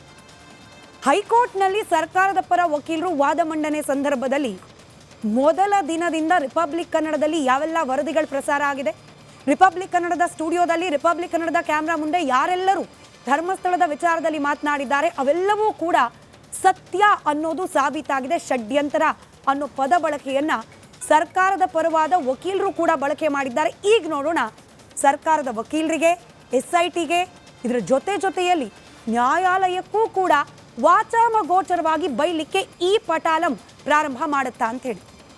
ಅಲ್ಲಿಗೆ ಮುಗಿದೋಯ್ತಾ? ಧರ್ಮಸ್ಥಳದ ವಿರುದ್ಧದ ಷಡ್ಯಂತರ ಬಯಲಾಗೋಯ್ತಾ? ಇನ್ಮೇಲೆ ಯಾರು ಕೂಡ ಧರ್ಮಸ್ಥಳದ ವಿರುದ್ಧ ಮಾತನಾಡೋದಿಲ್ವಾ? SIT ತನಿಖೆ ಆದರೆ ಅಲ್ಲಿ ಎಲ್ಲವೂ ಕೂಡ ಕ್ಲಿಯರ್ ಆಗೋಯ್ತಾ ಅಂದುಕೊಳ್ಳುವ ಹೊತ್ತಿಗೆನೆ ಮತ್ತೊಂದು ದೂರು ದಾಖಲಾಗಿದೆ SIT ಎದುರಿಗೆ. BM ಭಟ್ರು, ನೀವು ಕೂಡ ಮಹಾಭಾರತ ಚರ್ಚಾ ಕಾರ್ಯಕ್ರಮದಲ್ಲಿ ಅವರು ಗಮನಿಸಿದ್ದೀರಿ, ಅನೇಕ ಬಾರಿ ಮಾತನಾಡಿದ್ದಾರೆ ಕೂಡ. SIT ಮುಂದೆ ಹೋಗಿ ಮತ್ತೊಂದು ದೂರು ಕೊಟ್ಟಿದ್ದಾರೆ. ಅಲ್ಲಿಗೆ ಇದೊಂದು ರೀತಿ ನಿಲ್ಲದ ಕತೆ ಮೆಗಾ ಸೀರಿಯಲ್ ಆಗಿ ಮುಂದುವರಿಬೇಕಾ? ಸತ್ಯ ಪದೇ ಪದೇ ಆಚೆ ಬರ್ತಿದ್ರು ಕೂಡ ಸತ್ಯ ಇದಲ್ಲ ಅಂತ ಹೇಳೋ ಪ್ರಯತ್ನ ನಿಲ್ಲೋದೇ ಇಲ್ವಾ? ಈ ನಿಟ್ಟಿನಲ್ಲಿ ಚರ್ಚೆಯನ್ನು ಪ್ರಾರಂಭ ಮಾಡ್ತಾ ಇದ್ದೀನಿ. ಚರ್ಚೆಯಲ್ಲಿ ಪತ್ರಕರ್ತರಾದ ಕೀರ್ತಿ ಶಂಕರ್ ಘಟ್ಟ ಹಾಗೆ ಬಿಜೆಪಿಯ ವಕ್ತಾರರಾದ ಚಂದ್ರಶೇಖರ್ ಅವರಿದ್ದಾರೆ. ಹಾಗೆ ಮತ್ತೊಬ್ಬರು ಪತ್ರಕರ್ತರು ಮೋಹನ್ ಬೋಳಂಗಡಿ ಅವರು ಹೊರಗಿನಿಂದ ಜಾಯ್ನ್ ಆಗಿದ್ದಾರೆ. ನಮಸ್ಕಾರ, ಮೂವರಿಗೂ ಕಾರ್ಯಕ್ರಮಕ್ಕೆ ಸ್ವಾಗತ. ಇನ್ನು ಕೆಲವೇ ಹೊತ್ತಿನಲ್ಲಿ ದೊಡ್ಡಿಪಾಳ್ಯ ನರಸಿಂಹಮೂರ್ತಿ ಅವರು ಸಾಮಾಜಿಕ ಹೋರಾಟಗಾರರು ಜಾಯ್ನ್ ಆಗೋ ನಿರೀಕ್ಷೆ ಇದೆ. ಟ್ರಾಫಿಕ್ನಲ್ಲಿದ್ದಾರಂತೆ, ಬಂದಮೇಲೆ ಅವ್ರಿಗೂ ಸ್ವಾಗತ ಮಾಡೋಣ, ಪ್ರಶ್ನೆ ಕೇಳೋಣ. ಹಾಗೆ ಉಜಿರೆ ಗ್ರಾಮಸ್ಥರು ಭಾಸ್ಕರ್ ನಾಯಕ್ ಅವರು ಕೂಡ ಜಾಯ್ನ್ ಆಗೋ ನಿರೀಕ್ಷೆ ಇದೆ. ದೂರನ್ನ ದಾಖಲು ಮಾಡಿರುವ BM ಭಟ್ರು ಕೂಡ ಕೆಲವೇ ಕ್ಷಣಗಳಲ್ಲಿ ಜಾಯ್ನ್ ಆಗೋ ನಿರೀಕ್ಷೆ ಇದೆ. ಕೀರ್ತಿ ಅವರೇ, ತಮ್ಮಿಂದಲೇ ಚರ್ಚೆ ಪ್ರಾರಂಭ ಮಾಡ್ತಾ, ಷಡ್ಯಂತರ ಈ ಪದ ಬಳಸಬೇಡಿ, ಈ ಪದವನ್ನು ಬಳಸಿದ್ರೆ ನೀವೆಲ್ಲರೂ ಕೂಡ ಸೌಜನ್ಯ ವಿರೋಧಿಗಳು, ಬುರುಡೆ ತಂದಿದ್ದ ಚಿನ್ನಯ್ಯನನ್ನ ಅನುಮಾನ ಪಟ್ಟರೆ ನೀವು ನೂರಾರು ಹೆಣ್ಣು ಮಕ್ಕಳ ನ್ಯಾಯದ ವಿರೋಧಿಗಳು. ಇದು ಬಹಳ ಸಭ್ಯವಾದ ಭಾಷೆ, ಬಳಸ್ತಾ ಇದ್ದಿದ್ದ ಭಾಷೆ ಎಲ್ಲರೂ ನೋಡಿದ್ದಾರೆ. ಹೀಗಂತ ಇದ್ದವ್ರು ಇವಾಗ ಸರ್ಕಾರಿ ವಕೀಲರನ್ನ ಪ್ರಶ್ನೆ ಮಾಡಬೇಕು, ಹೋಗಿ ಅವ್ರೂ ಅದೇ ಪದಗಳಲ್ಲಿ ಬೈಬೇಕು, ಸರ್ಕಾರವನ್ನು ಬೈಬೇಕು, SITನೂ ಬೈಬೇಕು. ಇದು ಬಿಟ್ಟರೆ ಬೇರೆ ಏನಾದ್ರು ಆಪ್ಷನ್ ಉಳಿದಿದೆಯಾ? ಏನು ಆಪ್ಷನ್ ಇದೆ? ಇವತ್ತು ಬೆಳಗ್ಗೆಯಿಂದ ಇನ್ನೊಂದು ಟ್ರೆಂಡ್ ಮಾಡ್ತಾ ಇದ್ದಾರೆ. ಮೊಹಂತಿ ಅವರ ಫೋಟೋ ಹಾಕಿಬಿಟ್ಟು ಹೈಕೋರ್ಟ್ಗೆ SITಯಿಂದ ರಿಪೋರ್ಟ್ ಕೊಟ್ಟಿದ್ದಾರೆ, ಅದರಲ್ಲಿ ಯಾವುದೇ ಷಡ್ಯಂತ್ರ ನಡೆದಿಲ್ಲ ಅಂತ ಹೇಳಿದ್ದಾರೆ ಅಂತ ಅಂದ್ಬಿಟ್ಟು ಒಂದು ಫೇಕ್ ಪೋಸ್ಟ್ ಕ್ರಿಯೇಟ್ ಮಾಡ್ಕೊಂಡು ಇವತ್ತೆಲ್ಲ ಕಡೆ ಹರಡೋ ಕೆಲಸ ನಡೀತಾ ಇದೆ. ಬಟ್ ಸಾಕ್ಷಿಯಾಗಿ ಉಳ್ಕೊಂಡಿದೆ. ನಿನ್ನೆ ಟೋಟಲ್ಲು 7 ಗಂಟೆ ಒಂದು 50 ನಿಮಿಷದ ಒಂದು ವಿಡಿಯೋದಲ್ಲಿ 7 ಗಂಟೆ 26 ನಿಮಿಷದಿಂದ ಸೆಷನ್ ಸ್ಟಾರ್ಟ್ ಆಗುತ್ತೆ. 14th ಬೆಂಚಲ್ಲಿ ಸ್ಟಾರ್ಟ್ ಆಗುತ್ತೆ. ಅದರಲ್ಲಿ SPP ನಮ್ಮ public prosecutor BN Jagadish Kumar ಅವರು ತುಂಬ ಸ್ಪಷ್ಟವಾಗಿ ಮಾನ್ಯ ನಾಗಪ್ರಸನ್ನ ಸರ್ಗೆ ಕನ್ವೆ ಮಾಡ್ತಾರೆ, there is a chances of conspiracy ಅಂತ. ಅದಕ್ಕೆ ಅವ್ರು ಕೇಳ್ತಾರೆ, ವೈ ಕಾನ್ಸ್ಪಿರಸಿ ಅಂತ. We are in to it ಅಂತ ಹೇಳ್ತಾರೆ ಅವರು. ನಾವು ಅದನ್ನು ಫಾಲೋ ಅಪ್ ಮಾಡ್ತಾ ಇದ್ದೀವಿ, ಯಾಕೆ ಮಾಡ್ತಿದ್ದಾರೆ ಅನ್ನೋದು ಗೊತ್ತಾಗುತ್ತೆ ಅಂತ. ಕಾನ್ಸ್ಪಿರಸಿ ಅನ್ನುವಂತಹ ವರ್ಡನ್ನು ಮೊದಲು ಗಟ್ಟಿಯಾಗಿ ಹೇಳಿದ್ದು, ಅಂದರೆ ಕನ್ನಡದಲ್ಲಿ ಷಡ್ಯಂತ್ರ ಅಂತ ಹೇಳಿದ್ದು ನಮ್ಮ ರಾಜ್ಯದ DCM. ನಾವು ಅಲ್ಲಿಂದ ನಾವು ಸ್ವಲ್ಪ ಧೈರ್ಯವಾಗಿ ಹೇಳಕ್ಕೆ ಶುರು ಮಾಡಿದ್ವಿ, ಇನ್ನು DCM ಹೇಳ್ಬಿಟ್ರಲ್ಲಪ್ಪ ಅಂತ, ಷಡ್ಯಂತ್ರ ಆಗಿದೆ ಅಂತ. ಯಾಕಂದರೆ ಸರ್ಕಾರ ಯಾವುದೇ ವರದಿಗಳನ್ನು ಬರದೇನೆ ಒಬ್ಬರು DCM ಆದವರ ಸ್ಟೇಟ್ಮೆಂಟ್ಗಳನ್ನ ಕೊಡ್ಲಿಕ್ಕೆ ಬರೋದಿಲ್ಲ. ಸೊ ನಾವು ಅದಾದ ಮೇಲೂ ಹೇಳಿದ್ರು ಸಹಿತ ಇದೇ ಡಿಬೇಟ್ ಇದೇ ಟೇಬಲ್ ಕೂತ್ಕೊಂಡು DCM ಅವ್ರನ್ನ ಕೆಳಗಿಳಿಸ್ಬೇಕಂತೆಲ್ಲ ಮಾತಾಡ್ಬಿಟ್ರು. DCM ಅವರು ರಾಜೀನಾಮೆನ ಕೊಟ್ಟು ಬಿಡಬೇಕು, ಅವ್ರನ್ನ ಕೆಳಗಿಳಿಸೋ ತನಕ ಬಿಡಲ್ಲ ಅನ್ನೋ ಥರದಲ್ಲೆಲ್ಲ ಮಾತಾಡ್ತಾರೆ. ಅವರ ಆ ಪೊಸಿಷನ್ ಅಲ್ಲಿ ಇರಕ್ಕೆ ಯೋಗ್ಯರೇ ಅಲ್ಲ. ನಾವು ಅದಕ್ಕೆ ಒಂದು ಕ್ಯಾಂಪೇನೇ ಮಾಡ್ತೀವಿ ಇವಾಗ, ಅದನ್ನ ಕೆಳಗಡೆ ಇಳಿಸ್ಲಿಕ್ಕೆ. ಮಾಡಿದ್ರಾ ನಿಮ್ ಗಮನಕ್ಕೆ? ಆಮೇಲೆ ಮಾಡಿಲ್ಲ. ಸೊ ಆಯ್ತು, ಅದೆಲ್ಲ ಆಗಿ ಇವತ್ತು ನೋಡಿ, ನೆನ್ನೆ ಸಂಜೆ ಆದಮೇಲೆ ಇವ್ರಿಗೆ ಹೆಂಗಾಗಿದೆ ಅಂತಂದ್ರೆ, ಈಗಲೂ ಸಹಿತ ನಾನು ಹೇಳೋದು ಸೋಷಿಯಲ್ ಮೀಡಿಯಾದಲ್ಲಿ ಇವತ್ತು ಸಂಜೆ ಚಿನ್ನಯ್ಯ 2 ವರ್ಷದ ಹಿಂದೆ ತಿಮರೋಡಿ ಅವ್ರ ಜೊತೆಲಿ ಕೂತ್ಕೊಂಡು ಅವ್ರ ಮನೆಯಲ್ಲಿ ಮಾತಾಡ್ತಾ ಇರೋ ವಿಡಿಯೋನ ರಿಲೀಸ್ ಮಾಡಿದ್ದಾರೆ ಇವತ್ತು. ಇವರು ವಾದ ಈಗೇನು ಅಂತಂದ್ರೆ, ಚಿನ್ನಯ್ಯ ಅವನಾಗೇ ಬಂದು ತಿಮರೋಡಿ ಅವರ ಬಳಿಯಲ್ಲಿ ಕೇಳ್ಕೊಂಡ, ಅವರಾಗೆ ಬಂದು ಕೇಳ್ಕೊಂಡ ಮೇಲೆ ತಿಮರೋಡಿ ಅವ್ರ ಸಹಾಯಕ್ಕೆ ನಿಲ್ದೇ ಸ್ವಲ್ಪ ರಿಪೀಟ್ ತರ ಅನ್ಸ್ತಿಲ್ವಾ? ಸುಜಾತಾ ಭಟ್ ಅವರಾಗೆ ಬಂದ್ರು, ಅವರಾಗೆ ಕಣ್ಣೀರ್ ಹಾಕಿದ್ರು, ಅವ್ರ ಕಣ್ಣೀರಿಗೆ ನಾವು ಕರಗದ್ವಿ, ಆಮೇಲೆ ಅವ್ರು ಸುಳ್ಳು ಹೇಳಿದ್ರು ಅಂತ ಹೇಳಿ ನಾವು ಹೊಣೆ ಅಲ್ಲ. ಚಿನ್ನಯ್ಯ ಅವನಾಗೆ ಬಂದ, ಬುರುಡೆಗಳನ್ನು ಹೂತಿದ್ದಾಗ ಹೇಳ್ದ, ಇವಾಗ ಸುಳ್ಳು ಹೇಳಿದ್ರೆ ನಾವು ಹೊಣೆ ಅಲ್ಲ. ಇದು ಒಂಥರ ಪ್ಯಾಟರ್ನ್. ನಾನು ಹೇಳ್ತಾ ಇರೋದು, ಈ ವಿಡಿಯೋಗಳನ್ನೆಲ್ಲ ಸೇಫರ್ ಸೈಡ್ಗೆ ತೆಗೆದಿಟ್ಕೊಂಡ್ರು ವಿಡಿಯೋಗಳಿವೆಲ್ಲ, ಬಿಕಾಸ್ ಅವ್ರು ಇಲ್ಲಿ ತನಕ ಎಲ್ಲೂ ಬಿಡಲ್ಲ. ಆಮೇಲೆ ನಮ್ಗೆ ಹೇಳಿದ್ದೇನು, ನಿಮ್ಮದೇ ಚಾನೆಲ್ನ ನಾಗೇಂದ್ರ ಅವರು ಮಾತಾಡಿಸಕ್ಕೆ ಹೋದಾಗ ಇದೇ ಗಿರೀಶ್ ಮಟ್ಟಣ್ಣನವ್ರು ಹೇಳಿದ್ದು, ನನಗೆ ಯಾಕೆ ಪರಿಚಯ ಇರಬೇಕು, ಆ ವಿಷಯ ಯಾಕೆ ಬೇಕು ಇವಾಗ, ನಾನು ಮಾತಾಡಿಸಿಲ್ಲ ಅಂತ ಹೇಳಿದ ಮೇಲೆ ಒಂದೇ ಮನೇಲಿ ಒಟ್ಟಿಗೆ ಇದ್ರಂತವ್ರು. 2 ವರ್ಷದಿಂದ ಪ್ಲಾನ್ಗಳು ಮಾಡ್ಕೊಂಡು, ನಿಮಗೆ ಗೊತ್ತಿರಲಿ, 8 ತಿಂಗಳ ಹಿಂದೆ ಒಂದು ಭಾಷಣದಲ್ಲಿ ಗಿರೀಶ್ ಮಟ್ಟಣ್ಣನವರು ಹೇಳ್ತಾರೆ, ನಮಗೆ ವಿಟ್ನೆಸ್ ಪ್ರೊಟೆಕ್ಷನ್ ಆಕ್ಟ್ ಪ್ರಕಾರ ಪ್ರೊಟೆಕ್ಷನ್ ಕೊಡಿ, ನಾವು ಕರ್ಕೊಂಬಂದು ನಿಲ್ಲಿಸ್ತೀವಿ ಸಾಕ್ಷಿನ ಅಂತ. ಇದೆಲ್ಲ ಇವತ್ತಿನ ಪ್ಲಾನ್ ಅಲ್ಲ. ಷಡ್ಯಂತ್ರ ಅಂತ ಯಾಕೆ ಹೇಳ್ಕೊಂಡ್ ಬರ್ತಿದ್ವಿ ಅಂತಂದ್ರೆ, ಇದಿಷ್ಟು ಪ್ಲಾನ್ ಆಗಿತ್ತು. ಇದನ್ನ ಇವತ್ತು ನೀವು ಕೂತ್ಕೊಂಡು ಮಾತಾಡಿದ್ರೆ ಬೈಸ್ಕೊತಾ ಇದ್ವಿ. ಇವತ್ತು SIT ಪರವಾಗಿ, ರಾಜ್ಯದ ಪರವಾಗಿ ನಿನ್ನೆ ವಾದ ಮಾಡಿದಂತಹ ವಕೀಲರೇ ಓಪನ್ ಆಗಿ ನಾಗಪ್ರಸನ್ನ ಅವ್ರಿಗೆ ಹೇಳಿದ್ದಾರೆ, ಮಾನ್ಯ ನ್ಯಾಯಾಧೀಶರಿಗೆ, ಇಲ್ಲ ಇಲ್ಲಿ ಕಾನ್ಸ್ಪಿರಸಿ ಆಗಿದೆ ಅಂತ. ಸೊ ಆ ಕಾನ್ಸ್ಪಿರಸಿನ ಹೇಗೆ ಬ್ರೇಕ್ ಮಾಡ್ತಾರೆ, ಹೆಂಗೆ ಅದನ್ನ ಹೊರಗಡೆ ತಂದಿಡ್ತಾರೆ ಅಂತ ನಾವು ಕುತೂಹಲದಿಂದ ಕಾಯ್ತಾ ಇದ್ದೀವಿ. ನೋಡೋಣ, ವಿಲ್ಸಿ. ಸರಿ, ಚಂದ್ರಶೇಖರ್ ಅವರೇ, DK ಶಿವಕುಮಾರ್ ಅವರು ಮೊದಲಿಗೆ ಷಡ್ಯಂತರ ಅಂದ್ರು, ಅದಾದ್ಮೇಲೆ ಒಳಗೇನಾಯ್ತು ಅಂದ್ರೆ ಅವ್ರ ಪಕ್ಷದ ಒಳಗೇನಾಯ್ತೋ ಗೊತ್ತಿಲ್ಲ, ಷಡ್ಯಂತ್ರ ಅಂತ ಹೇಳಿದ್ ನಾನು BJPಗರನ್ನ ಕುರಿತಾಗಿ, BJP ಅವ್ರದೇ ಷಡ್ಯಂತ್ರ, BJPಯಲ್ಲಿ 2 ಗುಂಪಿದೆ, ಆ ಗುಂಪಿನ ಪೈಕಿ ಒಂದು ಗುಂಪು ಷಡ್ಯಂತ್ರ ಮಾಡಿದ ಧರ್ಮಸ್ಥಳ ಏನೇನೋ ಕವರಪ್ ಮಾಡೋ ಪ್ರಯತ್ನ ಮಾಡಿ. ಬಟ್ ಆಕ್ಚುಯಲ್ ಷಡ್ಯಂತ್ರ ಏನು ಅನ್ನೋದು ನಿನ್ನೆ ಕೋರ್ಟ್ ಮುಂದೆ ಸರ್ಕಾರದ ಪರವಾದ ವಕೀಲರು ಎಕ್ಸ್ಪ್ಲೈನ್ ಮಾಡಿದ್ದಾರೆ. ಈಗ ಒಂದು ಹಂತಕ್ಕೆ ನಿಮ್ಮ ಮೇಲೆ ಬಂದ ಆರೋಪ ಅಂದ್ರೆ ನಿಮ್ಮ ಪಕ್ಷದ ಮೇಲೆ ಬಂದ ಆರೋಪ ಕೂಡ ಸಾಫ್ ಆಯ್ತು ಅನ್ನೋ ನಿರಾಳತೆನ ಏನು ಅಂತ? ಅಲ್ಲ, ಬಿ ಜೆ ಪಿನಲ್ಲಿ ಎರಡು ಗುಂಪಿಲ್ಲ ಡಿ ಕೆ ಶಿವಕುಮಾರ್ ಅವರೇ ಈ ಥರ ಮಾತಾಡ್ತಾರಲ್ಲ, ಅವ್ರವ್ರಿಗೆ ಎರಡೆರಡು ನಾಲ್ಗೆ ಇರೋದು. ಒಂದ್ಸರಿ ಒಂದು ಹೇಳ್ತಾರೆ, ಆಮೇಲೆ ಇದ್ದಕ್ಕಿದ್ದಂಗೆ ನಾನು ಹಾಗೆ ಹೇಳಿಲ್ಲ ಹೀಗೆ ಹೇಳಿಲ್ಲ ಅಂತೇಳಿ ಸಿದ್ಧಾಗ್ತಾರೆ. ಅದು ನಿಮಗೂ ಮತ್ತು ಸಿದ್ದರಾಮಯ್ಯವ್ರಿಗೂ ರಕ್ತಗತವಾಗಿ ಬಂದಿರತಕ್ಕಂಥದ್ದು. Continue, good luck. ನೋಡಿ, ನಿನ್ನೆ ಏನು ಡಿಸ್ಕಷನ್ ನಡೀತು, ಇದರೊಳಗಡೆಗೆ ವಾದ ಮಂಡನೆ ಏನು ಮಾಡಿದ್ರು ಜಗದೀಶ್ ಅವರು, ಅದನ್ನು ನೀವು ಕೂಲಂಕುಷವಾಗಿ ನೋಡ್ಕೊಂಬಂದರೆ ಒಂದು ವಿಚಾರ ಭಾಳ ಸ್ಪಷ್ಟವಾಗಿ ಬರುತ್ತೆ. ಚಿನ್ನಯ್ಯ ಏನು ಇವರ ಸೋಕಾಲ್ಡ್ ಹೀರೋ, ಯಾರನ್ನ ಮುಂದಿಟ್ಕೊಂಡು ಸಾವಿರಾರು ಹೆಣಗಳನ್ನ ಹೂಡಿದ್ದಾರೆ. ಈಗಲೂ ಕೂಡ ಹೀರೋನೇನಾ? ಅದೊಂದು ದೊಡ್ಡ ಕ್ವೆಶ್ಚನ್ ಅವರೇ ಬಂದು ಉತ್ತರ ಕೊಡ. ಇವ್ರ ಪಾಲ್ ಈಗ ವಿಲನ್ ಆಗ್ಬಿಟ್ಟಿದ್ದಾನೆ. ಈ ಯಾರು ಷಡ್ಯಂತ್ರ ಮಾಡಿದ್ರೆ ಇವ್ರ ಪಾಲ್ ಇವತ್ತು ವಿಲನ್ ಅವನು. ಇವತ್ತೇನಾಗಿದೆ ನೋಡಿ, ಯಾವ ನೂರಾರು ಹೆಣ ಸಾವಿರಾರು ಹೆಣ ಊತಿದ್ದ ಅಂತೇಳಿ ಅವ್ನು ಮುಂದೆ ಇಡೀ ಒಂದು ಗ್ಯಾಂಗ್ ಅವ್ರ ಹಿಂದೆ ನಿಂತ್ಕೊಂಡಿತ್ತು, ಅವ್ರು ಹೇಳಿದ್ದಂಗೆಲ್ಲ ಮಾಡ್ಕೊಂಡೋಗಿತ್ತು. ಆತ ಕೋರ್ಟ್ ಮುಂದೆ ತಪ್ಪೊಪ್ಕೊಂಡಿದ್ದಾನೆ. ಏನಂತ ಹೇಳಿದ್ರೆ, ತಪ್ಪೊಪ್ಕೊಂತ ಒಂದು ವಿಷಯ ತುಂಬ ಇಂಪಾರ್ಟೆಂಟ್ ಇಲ್ಲಿ ಗಮನಿಸಬೇಕು ಸ್ಮಿತಾ. ನಾನು ಎಷ್ಟು ಹೆಣಗಳನ್ನು ಉಣ್ದೆ ಒಬ್ಬ ಸ್ವಚ್ಛತಾ ಕಾರ್ಮಿಕನಾಗಿ, ಅಷ್ಟು ಹೆಣಗಳನ್ನು ಹೂರಬೇಕಾದ್ರೆ ವೈದ್ಯರು ಮತ್ತು ಪೊಲೀಸರ ಏನು ಸಮಕ್ಷಮದಲ್ಲಿ ಹೂಣಿದ್ದೇನೆ. ಅಂದ್ರೆ ಏನು ಇಷ್ಟೂ ಸಾವಿರ ಕಥೆಗಳು ಏನು ಹೇಳ್ತಾ ಇದ್ರು, ಅಥವಾ ಯು ಡಿ ಆರ್ ಏನಾಗಿತ್ತು ಅಂತ ಪೊಲೀಸ್ ಡಿಪಾರ್ಟ್ಮೆಂಟ್ ಹೇಳ್ತಿತ್ತು ಅಂತ ನಾವು ಹೇಳ್ತಾ ಇದ್ವಿ. ಆ ಯು ಡಿ ಆರ್ ಯಾವ್ಯಾವ ರೀತಿ ಇತ್ತು, ಅದೇ ಯಾವ್ಯಾವ ರೀತಿಯ ಸಮಕ್ಷಮ ಆಗಬೇಕು, ಪೋಸ್ಟ್ ಮಾರ್ಟಮ್ ಆಗಬೇಕು, ಇನ್ಫಾರ್ಮೇಶನ್ ಕೊಡಬೇಕು, ಕಾಯಬೇಕು, ಯಾವ್ಯಾವುದು ಕಾನೂನಿನ ಪ್ರಕಾರ ಆಗಬೇಕಾಗಿತ್ತು ಆ ಕಾನೂನಿನ ರೀತಿಯಲ್ಲೇ ಈ ನೂರಾರು ಶವಗಳನ್ನು ಹೂತಿದ್ದು ಚಿನ್ನಯ್ಯ. ಇದು ಬಹಳ ಸ್ಪಷ್ಟವಾಗಿ ಅವನು ಕೋರ್ಟ್ ಮುಂದೆ ಕೂಡ ಹೇಳಿದ್ದಾನೆ. ಅಂದ್ರೆ ಈ AI ವಿಡಿಯೋದಲ್ಲಿ ಹೇಳ್ದಂಗೆ ಹಗಲೊಂದು ರಾತ್ರಿ ಒಂದು ಹೆಗಲ ಮೇಲೆ ಒಬ್ನೇ ಹೊತ್ಕೊಂಡು ದಟ್ಟಾರಣ್ಯದಲ್ಲಿ ನಿರ್ಜನ ಪ್ರದೇಶದಲ್ಲಿ ಹೋಗಿ ಹೂತಿಲ್ಲ ಅನ್ನೋದು ಕೋರ್ಟ್ ಮುಂದೆ ಆಗಿರುವಾದ. ಇದು ಚಂದ್ರಶೇಖರ್ ಅವರು ಹೇಳ್ತಿದ್ದಾರೆ. ನಂದಲ್ಲ, ಚಿನ್ನಯ್ಯನ ಒಪ್ಕೊಂಡಿರ್ತಕ್ಕಂಥ ಇನ್ನು ಚಿನ್ನಯ್ಯನ ಕಂಪ್ಲೀಟ್ ಸ್ಟೇಟ್ಮೆಂಟ್ ಬರಬೇಕು. ಅವ್ನು ತಪ್ಪೊಪ್ಪಿಗೆ ಕೊಡ್ತೀನಿ ಅಂತ ಒಪ್ಕೊಂಡ್ಬಿಟ್ಟಿದ್ದಾನೆ. ಅವನಿಗೆ ಹೇಳಿದ್ನಲ್ಲ, ಈ ಭೂತದ ಗ್ಯಾಂಗಿಂದ ಆಚೆ ಕಡೆಗೆ ಬಂದ್ಮೇಲೆ ನಿರಾಳಾಗ್ಬಿಟ್ಟಿದ್ದಾನೆ. ಬದುಕ್ತಿನ ಇಲ್ವಾ ಅಂತಕ್ಕಂಥ ಭಯ ಉಂಟಾಗೋಗಿತ್ತು ಅವನಿಗೆ. ಇವ್ರು ಬಿಡ್ತಿರ್ಲಿಲ್ಲ, ಇವರು ಅವ್ನು ಬದುಕಲಿಕ್ಕೆ ಬಿಡ್ತಿರ್ಲಿಲ್ಲ. ಇವತ್ತು ನೋಡಿ, ಇಲ್ಲೊಂದು ವಿಶೇಷವಾದ ಒಂದು ಅಮೇಸಿಂಗ್ ಥಿಂಗ್ ನಡೀತಾ ಇದೆ ಸ್ಮಿತಾ. ಯಾವ ಪಾಂಡುರಂಗ ಗೌಡ, ಯಾವ ತುಕಾರಾಮ್ ಗೌಡ, ಅವು ವಿಠಲ್ ಗೌಡ ಎಲ್ಲ ಹೇಳ್ತಾರೆ ನಮಗೆ ಏನು ಕೋರ್ಟ್ಗೆ ಹೋಗೋಕ್ಕೂ ನಮ್ಮ ಹತ್ರ ದುಡ್ಡಿಲ್ಲ, ನಾವು ಕೂಲಿನಲ್ಲಿ ನಾವು ಬದುಕ್ತಿದ್ದೀವಿ ಅಂತೇಳಿ. ಇವರು ಒಂದು ಇವರು ಇದಕ್ಕೆ ಹೈಕೋರ್ಟ್ಗೆ ಹೋಗ್ತಾರೆ. ಹೈಕೋರ್ಟ್ ಅಡ್ವೊಕೇಟ್ ಯಾರು ಗೊತ್ತಾ? ದೀಪಕ್ ಕೋಸ್ಲಾನ ಕೋಟ್ಯಾಧೀಶ್ವರ ಇಟ್ಕೊಳಕ್ಕಾಗಲ್ಲ ರೀ, ಅಷ್ಟು ಕಾಸ್ಟ್ಲಿ ಅವ್ರದ್ದು ಫೀಸ್ ಇರ್ತಕ್ಕಂಥದ್ದು. ದೀಪಕ್ ಕೋಸ್ಲಾನ ಇಟ್ಕೊಳ್ಳೋದಕ್ಕೆ ನೀವು ಡೆಲ್ಲಿಗೆ ಹೋಗ್ತೀರಿ, ಡೆಲ್ಲಿಯಿಂದ ಹೈಕೋರ್ಟಿಗೆ ಕರ್ಕೊಂಡ್ ಬರ್ತೀರಿ. ಆದ್ರೆ ಡೆಲ್ಲಿ ಪಕ್ಕದಲ್ಲೇ ಸುಪ್ರೀಂ ಕೋರ್ಟ್ ಇದೆಯಲ್ಲ, ಆ ಸುಪ್ರೀಂ ಕೋರ್ಟ್ಗೆ ಇದೇ ಸುಪ್ರೀಂ ಕೋರ್ಟ್ ಅಡ್ವೊಕೇಟ್ನ ಕರ್ಕೊಂಡು ಹೋಗಲ್ಲ. ಎಂತ ನಾಟಕ ಆಡ್ತೀರಿ, ದಗಲ್ಬಾಜಿ ನಾಟಕ ಆಡ್ತೀರಿ ತುಕಾರಾಮ್ ಅವರೇ. ಅಲ್ಲಿ ಸುಪ್ರೀಂ ಕೋರ್ಟಲ್ಲಿ BJPನೂ ಹೇಳಿದೆ, ಎಲ್ಲ ಖರ್ಚು ವೆಚ್ಚಗಳನ್ನು ನಾವೇ ಕೊಡ್ತೀವಿ, ಲಾಯರ್ ಫೀಸ್ ಕೊಡ್ತೀವಿ, ನೀವು ಹೋಗಿ ಸೌಜನ್ಯಕ್ಕೆ ನಿಜವಾದ ನ್ಯಾಯ ಸಿಗ್ತಕ್ಕಂಥ ಏಕೈಕ ಜಾಗ ಸ್ಮಿತಾ ಅದು ಸುಪ್ರೀಂ ಕೋರ್ಟು. ಇವತ್ತು ಭಟ್ರು ಕೂತಿದ್ದಾರೆ, ಭಟ್ರು ನೆನ್ನೆ ಕಂಪ್ಲೇಂಟ್ ಕೊಟ್ಟಿದ್ದಾರೆ SITಗೆ. ಆ ಕಂಪ್ಲೇಂಟ್ ಪೂರ್ತಿ ಪ್ರತಿಯನ್ನು ಓದ್ದೆ. ಅದಲ್ಲೇನು ಹೇಳ್ತಾರೆ ಇವರು, ಮತ್ತೆ ಸೌಜನ್ಯ ಕತೆ ಕೇಳಿ SIT ಅವರು ಮರು ತನಿಖೆ ಮಾಡಬೇಕು ಅಂತ ಹೇಳಿ. ಒಂದು ರಾಜ್ಯದ ಹೈಕೋರ್ಟ್ ಡಿಸಿಷನ್ ಕೊಟ್ಟಿದೆ, ಮತ್ತೆ ಅಪೀಲ್ ಹೋದಾಗ ಮತ್ತೆ ಮಾಡ್ಲಿಕ್ಕೆ ಆಗೋದಿಲ್ಲ ಅಂತ ಹೈಕೋರ್ಟ್ ಡಿಸಿಷನ್ ಕೊಟ್ಟಿದೆ. ಹೈಕೋರ್ಟ್ ಡಿಸಿಷನ್ ಕೊಟ್ಟ ಮೇಲೆ ಇರ್ತಕ್ಕಂಥ ಏಕೈಕ ದಾರಿ ಅದು ಅವರ ಸೌಜನ್ಯ ಕುಟುಂಬದಿಂದ ಸುಪ್ರೀಂ ಕೋರ್ಟ್ಗೆ ಹೋಗೋದು. ಹೈಕೋರ್ಟಿನ ಕೆಳಗಡೆ ಕೆಲಸ ಮಾಡ್ತಕ್ಕಂಥ SIT ಹೇಗ್ರಿ ತನಿಖೆ ಮಾಡಕ್ ಸಾಧ್ಯ? ಕೇವಲ ಸುಪ್ರೀಂ ಕೋರ್ಟ್ ಹೇಳಿದ್ರೆ ಮತ್ತೆ ತನಿಖೆ ಮಾಡಕ್ ಸಾಧ್ಯ. ಅಂದ್ರೆ ಇವ್ರಿಗೆ ಸುಪ್ರೀಂ ಕೋರ್ಟ್ ಯಾಕೆ ಹೋಗ್ತಿಲ್ಲ ಅಂತ ಇವತ್ತವರೆಗೂ ಹೇಳ್ತಿಲ್ಲ. ತುಕಾರಾಮ್ ಹೋಗಲ್ಲ, ವಿಠಲ್ ಗೌಡ ಹೋಗಲ್ಲ, ತಿಮ್ರೋಡಿ ಹೋಗಲ್ಲ, ಸೌಜನ್ಯ ಅವ್ರ ತಾಯಿ ಹೋಗಲ್ಲ, ಯಾರು ಹೋಗಲ್ಲ. ಯಾಕೆ ಹೋಗಲ್ಲ ಅಂತ ಹೇಳಿದ್ರೆ ಇವರು ಹಾಕ್ತಿದಾರಂತೆ. ತಾಳ್ಮೆ ಇರೋಣ, ಯಾಕೆ ಇವಾಗಲೇ ಹೋಗ್ಬೇಕು? 8 ವರ್ಷದ ಜಾಬ್ ಅಲ್ಲಿದೆ, ಮೊಬೈಲ್ ಅಲ್ಲಿದೆ, ವಿಡಿಯೋದಲ್ಲಿದೆ. ನೀವು ಬನ್ನಿ, ನೂರಾರು ಸಾಕ್ಷಿಗಳನ್ನ ಇಟ್ಕೊಂಡ್ ಬರ್ತೀವಿ ಅಂತ ಹೇಳಿ ಅದೇನೇನೋ ತೋರಿಸ್ತಾ ಇದ್ರಲ್ಲ ಹಿಂಗೆ. ಡೆಲ್ಲಿ ಪೊಲೀಸಲ್ಲಿ ಇದ್ದಿದೆ, ಎಲ್ಲವನ್ನು ಬಾಯ್ಬಿಟ್ಟು ಹೇಳ್ತೀವಿ, ಒಂದ್ಸರಿ ನಮ್ಮನ್ನು ಕರೀರಿ ಇಂಟರಾಗೇಷನ್ಗೆ, ಎಲ್ಲವನ್ನ ಬಿಡಿಸ್ಬಿಡ್ತೀವಿ ಅಂತ ಹೇಳಿದ್ರಲ್ಲ. ಇವತ್ತು ಆ ಸಾಕ್ಷಿಗಳೆಲ್ಲ ಎಲ್ಲೋಯ್ತು? ಮೊದಲನೇ ಪ್ರಶ್ನೆ. ಎರಡನೇ ಪ್ರಶ್ನೆ ಏನಂತ ಹೇಳಿದ್ರೆ, ಸುಪ್ರೀಂ ಕೋರ್ಟ್ಗೆ ಹೋಗಕ್ಕೆ ಯಾಕೆ ಹೆದರಿಕೆ ಅಂತ ಹೇಳಿದ್ರೆ, ನಾನು ಬಹಳ ಸ್ಪಷ್ಟವಾಗಿ ಹೇಳ್ತಾ ಇದ್ದೀನಿ ಸ್ಮಿತಾ, ಇವರು ಹೋರಾಟ ಮಾಡ್ತಿರೋದು ಸೌಜನ್ಯ ಪರ ಅಲ್ಲ, ಸೌಜನ್ಯರ ಹತ್ಯೆ ಮಾಡ್ದ ಅಂತೇಳಿ ಏನು ಆರೋಪ ಇದೆಯಲ್ಲ ಆ ಸಂತೋಷ್ ರಾವ್ ಪರ. ಯಾಕೆಂತ ಹೇಳಿದ್ರೆ ಇದೇ ವಿಠಲ್ ಗೌಡ ಹೇಳಿದ್ದಾರೆ, ನಾವು ಸಂತೋಷ್ ರಾವ್ನ ಆಚೆ ಕಡೆ ಕರ್ಕೊಂಬರೋದಕ್ಕೆ, ಸೌಜನ್ಯನ ಮಾವ ವಿಠಲ್ ಗೌಡ ಹೇಳಿರೋದು, ನಾವು ಸಂತೋಷ್ ರಾವ್ನ ಆಚೆ ಕರ್ಕೊಂಬರೋದಕ್ಕೆ ಕೋಟ್ಯಾಂತರ ರೂಪಾಯಿ ಖರ್ಚು ಮಾಡಿದೀವಿ ಅಂತೇಳಿ ಅಡ್ವೊಕೇಟ್ಗಳಿಗೆ ಮಾಡಿದಾರಂತೆ. ಇವತ್ತು ನಾವು ಮಹೇಶ್ ಅವ್ರದ್ದು ನಿಮ್ಮ ಇಂಟರ್ವ್ಯೂ ನೋಡ್ತಾ ಇದೆ, ಅದ್ರಲ್ಲಿ ಮಹೇಶ್ ಅವರು ಹೇಳ್ತಾ ಇದ್ರು, this is the only criminal case in the entire history of India.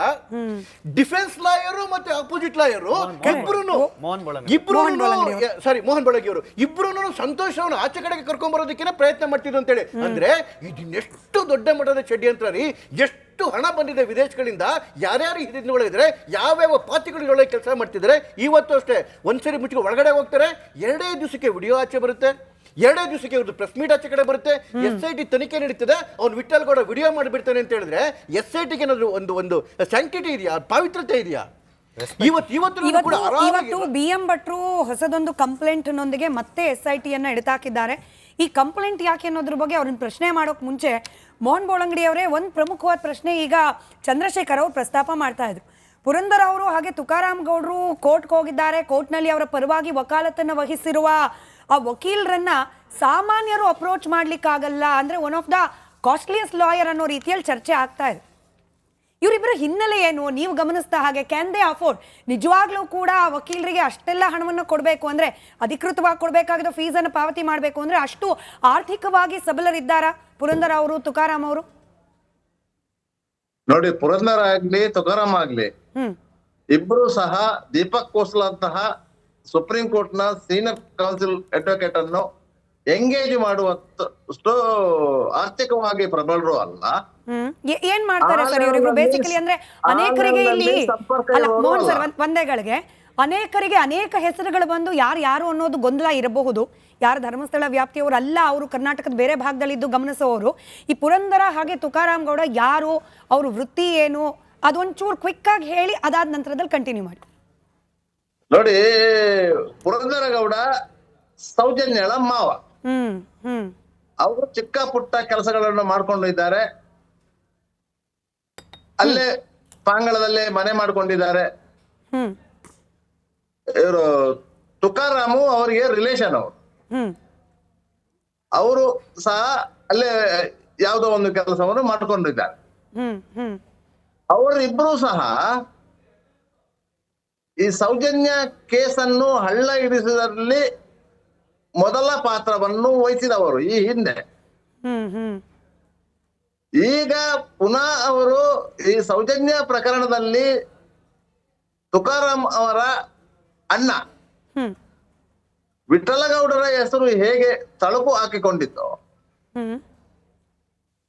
ಆ ವಿಚಾರಕ್ಕೆ ಸಂಬಂಧಪಟ್ಟಂತೆ ಕಾಂಪ್ಲಿಕೇಶನ್ ಅನ್ನು ಕ್ರಿಯೇಟ್ ಮಾಡಲಿಕ್ಕೆ ಇವರಿಬ್ರು SITಗೆ ಒಂದು ದೂರು ಕೊಟ್ಟಿದ್ದಾರೆ.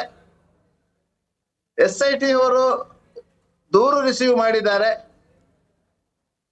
ಆ ದೂರು ರಿಸೀವ್ ಮಾಡಿದ ಪ್ರತಿಯನ್ನೇ ತೆಗೆದುಕೊಂಡು ಹೋಗಿ SITಗೆ ಡೈರೆಕ್ಷನ್ ಕೊಡ್ಬೇಕು ಅಂತ ಹೇಳಿ ಹೈಕೋರ್ಟ್ ಅಲ್ಲಿ ರಿಟ್ ಪಿಟಿಷನ್ ಹಾಕಿದ್ದಾರೆ. ಆ ರಿಟ್ ಪಿಟಿಷನ್ ಅನ್ನ ಹೈಕೋರ್ಟ್ ನಲ್ಲಿ ವಾದ ಮಾಡಲು ಸುಪ್ರೀಂ ಕೋರ್ಟ್ ನ ಹಿರಿಯ ಕೌನ್ಸಿಲ್ ಆಗಿರುವಂತ ದೀಪಕ್ ಕೋಸ್ಲಾ ಅವರನ್ನ ಅಪಾಯಿಂಟ್ಮೆಂಟ್ ಮಾಡಿದ್ದಾರೆ. ಇಲ್ಲಿ ದೀಪಕ್ ಕೋಸ್ಲಾ ಅವರು ಯಾವ ಕಾಸ್ಟ್ಲಿ ಲಾಯರು ಆಗಿರ್ಬೋದು, ಅದು ಪ್ರಶ್ನೆ ಬೇರೆ. ಯಾವುದೇ ಒಬ್ಬ ವಕೀಲರು ಸ್ವಪ್ರೇರಣೆಯಿಂದಾಗಿ ಒಂದು ಪ್ರಕರಣದಲ್ಲಿ ನ್ಯಾಯ ಇದೆ ಅಂತ ಭಾವಿಸಿದರೆ ಅವರು ನಾಮಿನಲ್ ಫೀಸ್ ತಕೊಂಡು ಕೇಸನ್ನು ನಡೆಸಬಹುದು, ತಪ್ಪೇನಿಲ್ಲ. ಈ ಹಿಂದೆ ಬಾಂಬೆ ಕೇಸಿನಲ್ಲಿ ಆರೋಪಿತನ ಪರವಾಗಿ ಸುಪ್ರೀಂ ಕೋರ್ಟ್ ನ ವಕೀಲರುಗಳು ವಾದ ಮಾಡಿದ್ದಾರೆ, ಯಾರು ಫೀಸ್ ತಗೊಂಡಿರ್ಲಿಲ್ಲ. ಬಟ್ ನಮ್ಗೆ ಇಲ್ಲಿ ಬರ್ತಿರೋ ಅನುಮಾನ, ಪುರಂದರ ಅವರು ತುಕಾರಾಮ್ ಅವರು ಹೊಸದಾಗಿ ಜಾಗ ತೋರಿಸ್ತೀವಿ ಅಂತ ಏನು ಹೇಳ್ತಾ ಇಲ್ಲ. ಕೀರ್ತಿ ಅವರೇ, BM ಭಟ್ರು ನಾನು ಮಾತಾಡ್ಸೋಕ್ ಮುಂಚೆ ಅವ್ರು ಹೇಳ್ತಿರೋದೇನು, ಚಿನ್ನಯ್ಯ ನಮಗ್ ಹೇಳ್ಬಿಟ್ಟಿದ್ದ ಮುಂಚೆನೆ ಯಾವ್ಯಾವ ಜಾಗದಲ್ಲಿ ಹೆಣ ಹೂತಿದ್ದೀನಿ ಅಂತ ಹೇಳಿ, ಯಾರ್ದೋ ಪ್ರಭಾವಕ್ಕೆ ಒಳಗಾಗ ಆತ ಸರಿಯಾಗಿ ತೋರಿಸಿಲ್ಲ, ನಮಗ್ ಸರಿಯಾದ ಜಾಗ ಗೊತ್ತಿದೆ, ಹಿಂಗಾಗಿ ನಾವು ಹೇಳಿದ ಜಾಗದಲ್ಲಿ ಉತ್ಖನನ ಮಾಡ್ಲಿಕ್ಕೆ ಅವಕಾಶ ಕೊಡಿ, ಇಷ್ಟೇ ಅವ್ರು ಹೇಳ್ತಿರೋದು. ಇಲ್ಲ, ಅದೇ ಅವರು ಕೊಟ್ಟಿರೋ ಕಂಪ್ಲೇಂಟ್ ಅಲ್ಲಿ SIT ಕೊಟ್ಟಿರೋ ಕಂಪ್ಲೇಂಟ್ ಅಲ್ಲಿ ಅವ್ರು 2 ಪಾಯಿಂಟ್ ಅನ್ನು ಮೆನ್ಷನ್ ಮಾಡ್ತಾರೆ. ಒಂದು ಪಾಯಿಂಟ್ ನಂಬರ್ 13 ತುಕಾರಾಮ್ ಗೌಡ ಹೇಳುವಾಗೆ ಪಾಯಿಂಟ್ ನಂಬರ್ 13, ಮತ್ತೊಂದು ಜಾಗ ಬಂದ್ಬಿಟ್ಟು ಪಾಂಗಳದ ಕ್ರಾಸ್ ನಲ್ಲಿದೆ ಅಂತ. SIT ಅದನ್ನ ಪರಿಶೀಲಿಸಿದ ಪಾಯಿಂಟ್ ನಂಬರ್ 13 ಅಂದ್ರೆ ನೀರ್ ಸಿಕ್ಕಿದ ಜಾಗ, ಅತಿಯಾಗಿ ಆಗಿದ್ದು ನೀರ್ 22 ಅಡಿ ಆಗದ್ಬಿಟ್ಟು ನೀರ್ ಬಂತಲ್ಲ, ಅದಕ್ಕೆ ಹಿಂಬರಹ ಬರ್ತ್ ಕೊಡುತ್ತೆ SIT. ನೋಡಿ, ನೀವು ಹೇಳಿರುವ 2 ಜಾಗಗಳನ್ನ ನಾವು ಪರಿಶೀಲಿಸಲಾಗಿ ಪಾಯಿಂಟ್ ನಂಬರ್ 13ರಲ್ಲಿ ಆಲ್ರೆಡಿ ನಾವು ಇವಾಗ ಅವರು ಯಾರೋ ಚಿನ್ನಯ್ಯ ತೋರಿಸಿದ್ದು 100 ಅಡಿ ಆದ್ರೆ ಅವರೊಂದು 300 ಅಡಿ ಸ್ಕ್ವೇರ್ ಫೀಟ್ 300 ಸ್ಕ್ವೇರ್ ಫೀಟ್ ತೋಡ್ಬಿಟ್ರು SIT ಅವರು. ಆಗಿದ್ದಾಗ್ಲಿ ಸಿಕ್ಕಿದ್ರೆ ಸಿಕ್ಕೇ ಬಿಡ್ಲಿ ಅತ್ಲಾಗೆ ಅಂತ ಲಾಸ್ಟಿಗೆ ಆ ಮಣ್ಣನ್ ಸಹಿತ ಇದ್ರಲ್ಲಿ ಎಲ್ಲಾದ್ರೂ ಮೂಳೆಗಳು ಸೌದೋಗಿದ್ರೆ ಹುಡುಕನ ಅಂತ ಅಂದ್ಬಿಟ್ಟು ಮಣ್ಣು ಕಳಿಸಿದ್ದಾರೆ, ನೀರು ಸಿಕ್ಕದ ಮೇಲೆ ಬಿಟ್ಟಿದ್ದಾರೆ. ಇನ್ನೊಂದು ಜಾಗ ಬಂದು ಪಾಂಗಳದ ಕ್ರಾಸ್, ಅದು ಸರ್ಕಾರದಿಂದ ಆಲ್ರೆಡಿ ಸ್ಮಶಾನಕ್ಕೆ ಅಂತ ಕೊಟ್ಟಿರುವ ಜಾಗ. ಸ್ಮಶಾನದಲ್ಲಿ ಹೆಣ ಅಲ್ಲದೆ ಇನ್ನೇನು ನಿಧಿನ ಒಳಕಾಗುತ್ತಲ್ಲಿ ಅಂತ ಹೇಳ್ಬಿಟ್ಟು ಇವ್ರಿಗೆ ಹಿಂಬರಹ ಬರೆದು ಕೊಟ್ಟಿದ್ದಾರೆ. ನೀವು ಹೇಳಿರುವುದನ್ನ ನಾವು ಪರಿಗಣಿಸ್ಲಿಕ್ಕೆ ಸಾಧ್ಯ ಇಲ್ಲ ಅಂತ. ಆಮೇಲೆ ಇವರು ಇದನ್ನ ಹಿಡ್ಕೊಂಡು ಇವಾಗ ಹೈಕೋರ್ಟ್ ತನಕ ಹೋಗಿದ್ದಾರೆ. ಹೈಕೋರ್ಟ್ ಏನ್ ಹೇಳುತ್ತೆ, ಚಿನ್ನಯ್ಯನೇ ತಾನು ಹೇಳಿರೋದು ಸುಳ್ಳು ಅಂತ ಹೇಳಿದ ಮೇಲೆ ಚಿನ್ನಯ್ಯ ಹೇಳಿರುವ ಮಾತನ್ನು ನಂಬಿಕೊಂಡು ನಿಮ್ಮ ಮಾತು ನಂಬ್ಕೊಂಡು ನಾವೀಗ ತಗೊಳಕಾಗತ್ತಾ ಅಂತ ಕೇಳಿದೆ. ಸರಿ, ಈಗ ಬಿ ಎಂ ಭಟ್ರು ಕೊಟ್ಟಿರುವ ದೂರು, ಆ ದೂರಿನಲ್ಲಿ ಒಂದಷ್ಟು ಉಲ್ಲೇಖ ಆಗಿದೆ. ಯಾಕೆ ಈ ಸ್ಪೆಸಿಫಿಕ್ ದೂರನ್ನ ಕೊಟ್ಟರು ಅಂತ ಹೇಳಿ ಭಟ್ರನ್ ಕೇಳ್ತಾ, ಹಾಗೆ ಅದ್ರಲ್ಲಿ ಉಲ್ಲೇಖ ಮಾಡಿರುವ ಕೆಲವೊಂದು ಅಂಶಗಳಿಗೆ ನಾನು ಮೋಹನ್ ಸರ್ ಹತ್ರ ಒಂದಷ್ಟು ಮಾಹಿತಿನ ಕಲೆ ಮಾಡ್ಕೊಳ್ತಾ ಹೋಗೋ ಪ್ರಯತ್ನ ಮಾಡ್ತೀನಿ. ಪ್ರಮುಖವಾಗಿ ಇಲ್ಲಿ ನೀವು ಪದ್ಮಲತಾ ಪ್ರಕರಣವನ್ನ ಉಲ್ಲೇಖ ಮಾಡಿದ್ದೀರಿ ಭಟ್ರೆ. ಈ ಪ್ರಕರಣ ಆಲ್ರೆಡಿ ಎಲ್ಲರಿಗೂ ಗೊತ್ತಿರೋ ಹಾಗೆ ತನಿಖೆ ಆಗಿದೆ. ಹಾಗೆ ಇದರಲ್ಲಿ ಏನೆಲ್ಲ ತನಿಖೆ ಆಗಬೇಕು, ಏನೆಲ್ಲ ಸಾಧ್ಯತೆಗಳಿದೆ ಅದೆಲ್ಲವನ್ನ ಕೂಡ ನಾವು ಪರಿಶೀಲನೆ ಮಾಡಿದ್ದೇವೆ ಅಂತ ಹೇಳೇನೆ ಪೊಲೀಸರು ರಿಪೋರ್ಟ್ ಫೈಲ್ ಮಾಡಾಗಿದೆ. ಈಗ ಮತ್ತೊಮ್ಮೆ ಇದನ್ನ ಪ್ರಸ್ತಾಪ ಮಾಡುವ ಹಿಂದಿನ ಉದ್ದೇಶ ಏನು?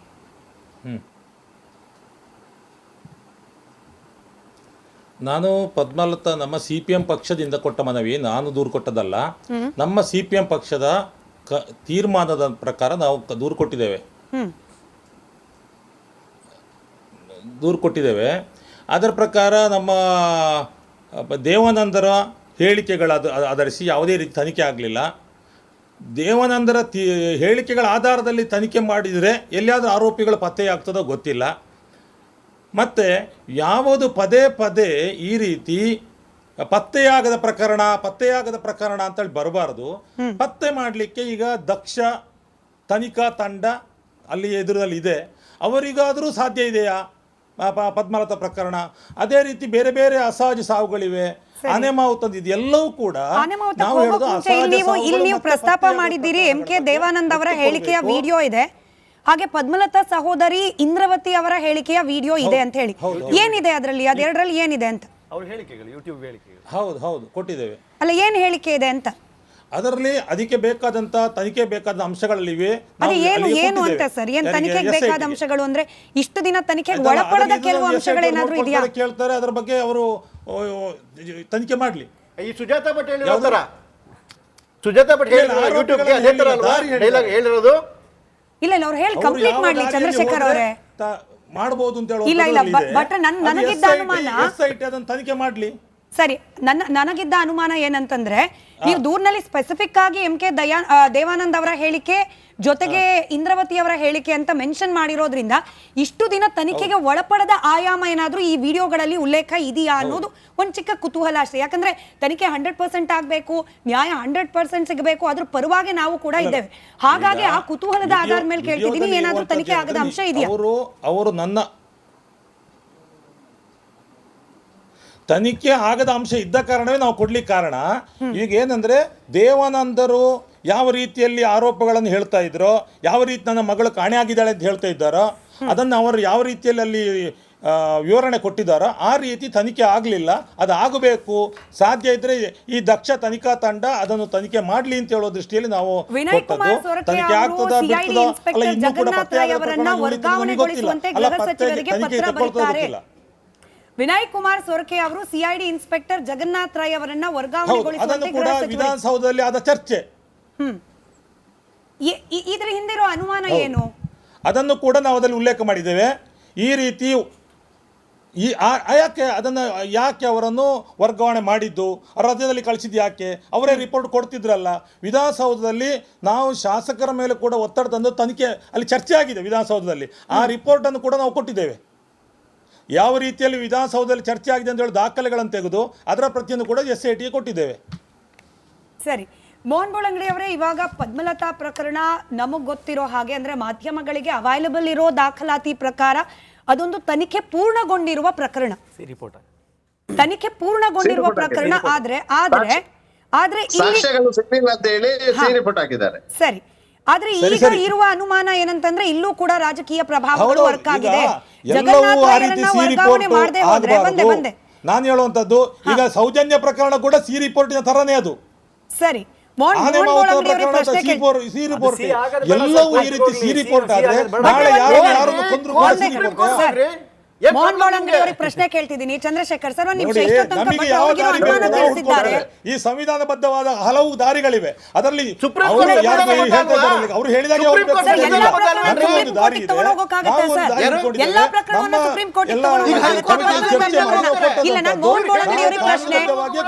ಮೋಹನ್ ಬೋಳಂಗಡಿ ಅವರಿಗೆ ಚಂದ್ರಶೇಖರ್ ಅವರೇ ಒಂದೇಗಳಿಗೆ. ಮೋಹನ್ ಬೋಳಂಗಡಿ ಅವರೇ, ಈಗ ಪದ್ಮಲತಾ ಪ್ರಕರಣದಲ್ಲೂ ಕೂಡ ರಾಜಕೀಯ ಪ್ರಭಾವಗಳು ವರ್ಕ್ ಆಗಿದೆ. ಜಗನ್ನಾಥ್ ರೈ ಅವರು ಅಲ್ಲೇ ಇದ್ದಿದ್ರೆ ಡ್ಯೂಟಿ ಮೇಲೆ ಆ ಪ್ರಕರಣ ಅವತ್ತು ಇತ್ಯರ್ಥ ಆಗ್ತಾ ಇತ್ತು. ಇಲ್ಲಿ ಪ್ರಭಾವಿಗಳ ಪ್ರಭಾವದಿಂದನೇ ಆ ಕೇಸ್ ಕೂಡ ಹಳ್ಳ ಹಿಡಿದಿದೆ ಅನ್ನೋ ಆರೋಪ. ಹೀಗಾಗಿ ಮರುತನಿಖೆ ಆಗಬೇಕು ಅನ್ನೋದು ಭಟ್ರವಾದ. ಏನ್ ಹೇಳ್ತೀರಿ? ನೋಡಿ, ಜಗನ್ನಾಥ್ ರೈ ಅವರು ಆ ಪ್ರಕರಣದ ತನಿಖೆ ನಡೆಸುತ್ತಿದ್ದಂತ ಸಂದರ್ಭದಲ್ಲಿ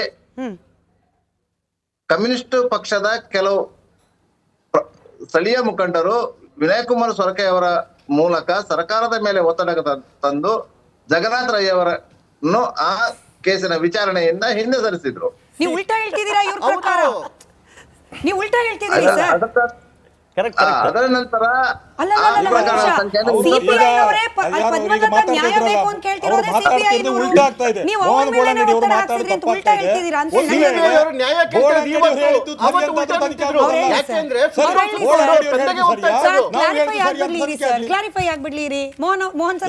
ಸರ್ಕಾರದ ಮೇಲೆ ಒತ್ತಡ ತಂದು ಆ ಜಗನ್ನಾಥ್ ರೈ ಅನ್ನು ಮನೆ ರಜೆಯಲ್ಲಿ ಕಳಿಸಿ ಹೊಸತಾಗಿ ನೇಮಕ ಮಾಡಿ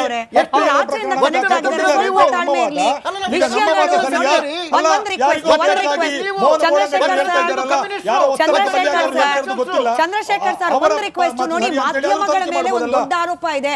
ಆನೆ ಮಾವುತ ಕೇಸ್ ನೀವು ಡಿಸ್ಕಸ್ ಮಾಡಲ್ಲ, ಪದ್ಮಲತಾ ಕೇಸ್ ಡಿಸ್ಕಸ್ ಆಗಲ್ಲ.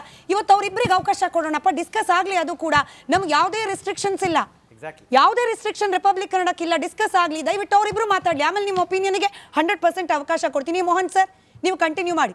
ಸಿಪಿಐ ಪಕ್ಷದ ದೇವಾನಂದ್ ಅವರ ಮಗಳ ನ್ಯಾಯಕ್ಕೋಸ್ಕರ ಅದ್ ಯಾಕೆ ಸಿಪಿಐ ಅವರೇ ಒತ್ತಡ ಮಾಡಿ ಜಗನ್ನಾಥ್ ರೈರನ್ನ ಆಚೆ ಹೋಗಿ ಅಂತ ಹೇಳಿ, ಕ್ಷಮೆ ಇರಲಿ, ಒತ್ತಡ ಮಾಡುತ್ತೆ? ನೋಡಿ, ಆ ಸಂದರ್ಭದಲ್ಲಿ ಸಿಪಿಐ ಪಕ್ಷದ ಮುಖಂಡರಿಗೆ ಸಿಒಡಿ ತನಿಖೆಯ ಮೇಲೆ ವಿಶ್ವಾಸ ಕಳೆದುಕೊಂಡಂತ ಸಂದರ್ಭದಲ್ಲಿ ಅವರು ಅದಕ್ಕೆ ಒತ್ತಡ ತಂದು ಇನ್ಸ್ಪೆಕ್ಟರ್ ಅನ್ನು ಬದಲಾವಣೆ ಮಾಡಿಸಿದ್ರು. ಹೊಸದಾಗಿ ಬಂದಂತ ಇನ್ಸ್ಪೆಕ್ಟರ್ ಆ ಪ್ರಕರಣಕ್ಕೆ ಸಿ ರಿಪೋರ್ಟ್ ಕಳಿಸಿ ಹೋದ್ರು. ಈ ಸಿ ರಿಪೋರ್ಟ್ ಕಳಿಸಿದ ಮೇಲೆ ಆ ಪ್ರಕರಣದಲ್ಲಿ ದೂರುದಾರರು ದೇವಾನಂದ್ ಅವರು ಸಿ ರಿಪೋರ್ಟ್ ಸಲ್ಲಿಸಿದ್ದನ್ನು ದೇವಾನಂದರು ಬದುಕಿರುವಂತ ಸಂದರ್ಭದಲ್ಲಿ ನ್ಯಾಯಾಲಯದಲ್ಲಿ ಪ್ರಶ್ನೆ ಮಾಡಬಹುದಿತ್ತು. ವಕೀಲರಾದ BM ಭಟ್ರಿಗೂ ಅದು ಗೊತ್ತಿದ್ದ ಸತ್ಯ. ಆದ್ರಿಂದಾಗಿ ಅದನ್ನು ಅವರು ನ್ಯಾಯಾಲಯದಲ್ಲಿ ಸರ್, ನಿಮ್ಮ ಕನೆಕ್ಷನ್ ಅಲ್ಲಿ ಏನೋ ಒಂದು ಮಿಸ್ಟೇಕ್ ಆಗಿದೆ, ಅದನ್ನ ಸರಿಪಡಿಸೋಳಿಗೆ. ಬಟ್ ನೋಡಿ, ನೀವಿಲ್ಲಿ ಉಲ್ಟಾ ಬರ್ದಿದ್ದೀರಾ. ಹಾಗಾದ್ರೆ ಜಗನ್ನಾಥ್ ರೈ ಅವರನ್ನ ವರ್ಗಾವಣೆಗೊಳಿಸುವಂತೆ ಗೃಹ ಸಚಿವರಿಗೆ ಪತ್ರ ಬರೆಯುವ ಮೂಲಕ ಈ ಕೇಸನ್ನು ಹಳ್ಳ ಹಿಡಿಸಿದ್ರು ಅಂತ ಹೇಳಿ ವಿನಯ್ ಸೊರಕೆ ಅವರ ಕಡೆಯಿಂದ ಬೋಳಂಗಡಿ ಅವರು ಹೇಳ್ತಾ ಇರೋದು ಅದು. ಅವರು ನೋಡಿ, ಅವರು ಒಂದು ಕಮ್ಯುನಿಸ್ಟರು ಈ ರೀತಿಯಲ್ಲಿ ಅವರ ಅಭಿಪ್ರಾಯ, ಅದು ನಮ್ಮ ಅಭಿಪ್ರಾಯವನ್ನು ಅವ್ರು ಹೇಳೋದಲ್ಲ. ಅವರದ್ದೇ ಸ್ವಂತ ಅವರ ಮನಸ್ಸಲ್ಲಿ ಬಂದಂತ ವಿಚಾರಗಳು ಹೇಳೋದು, ಅದು ಸತ್ಯ ಆಗುದಿಲ್ಲ. ನಮ್ಮ ಅಭಿಪ್ರಾಯವನ್ನೇ ನಾವು ತನಿಖೆ ತೀರ್ಮಾನ ಮಾಡಿ ದೂರು ಕೊಟ್ಟದ್ದು ಕಮಿಟಿಯಲ್ಲಿ ಇಟ್ಟು ಯಾವ ರೀತಿಯೆಲ್ಲ ತೊಂದರೆಗಳಾಗಿದೆ, ಯಾವುದೆಲ್ಲ ತಪ್ಪುಗಳಾಗಿವೆ. ಇವತ್ತು ವಿಧಾನಸೌಧದಲ್ಲಿ ಚರ್ಚೆ ಕೂಡ ಆಗಿದೆ ನೋಡಿ. ಅದು ಜಗನ್ನಾಥ್ ರೈಯನ್ನು ವರ್ಗಾವಣೆ ಮಾಡಿದ್ದು ಸರಿಯಲ್ಲ ಅಂತೇಳಿ ನಾವು ಕೂಡ ಮನವಿ ಕೊಟ್ಟಿದ್ದೇವೆ. ಅದನ್ನು ವಿಧಾನಸೌಧದಲ್ಲಿ ಚರ್ಚೆ ಮಾಡಿಸಿದ್ದೇವೆ, ಚರ್ಚೆ ಆಗಿದೆ. ವಿನಯ್ ಕುಮಾರ್ ಸೊರಕೆ ಮಾಡಿದ್ದ, ಇನ್ನೊಬ್ಬರು ಮಾಡಿದ್ದ, ಸರ್ಕಾರ ಅಂತೂ ಬದಲಾವಣೆ ಮಾಡಿದ್ದು ಆ ತಪ್ಪೇ ಇವತ್ತೆಲ್ಲ ಅನಾಹುತಕ್ಕೆ ಕಾರಣ ಆಗಿದೆ. ಈಗ ಒಂದು ಕ್ಲಿಯರ್ ಮಾಡ್ಬಿಡಿ ಭಟ್ರೆ, ಒಂದು ಜಗನ್ನಾಥ್ ರೈರನ್ನ ಇಲ್ಲಿ ಗೊಂದಲ ಆಗಬೇಡ, ಜನರಿಗೆ ಗೊಂದಲ ಆಗಬೇಡ ಭಟ್ರೆ. ಜಗನ್ನಾಥ್ ರಾಯರನ್ನ ವರ್ಗಾವಣೆ ಮಾಡಿದ್ದು ಸಿಪಿಐ ಪಕ್ಷಕ್ಕೆ ಆ ಕಾಲದಲ್ಲಿ ವಿರೋಧವಾಗಿತ್ತ, ಪರವಾಗಿತ್ತ? ಜಗನ್ನಾಥ್ ರಾಯರ ವರ್ಗಾವಣೆಯನ್ನ ಆ ಕಾಲದಲ್ಲಿ ಸಿಪಿಐ ಪಕ್ಷ ವಿರೋಧಿಸಿತ್ತ, ಸ್ವಾಗತಿಸಿತ್ತ?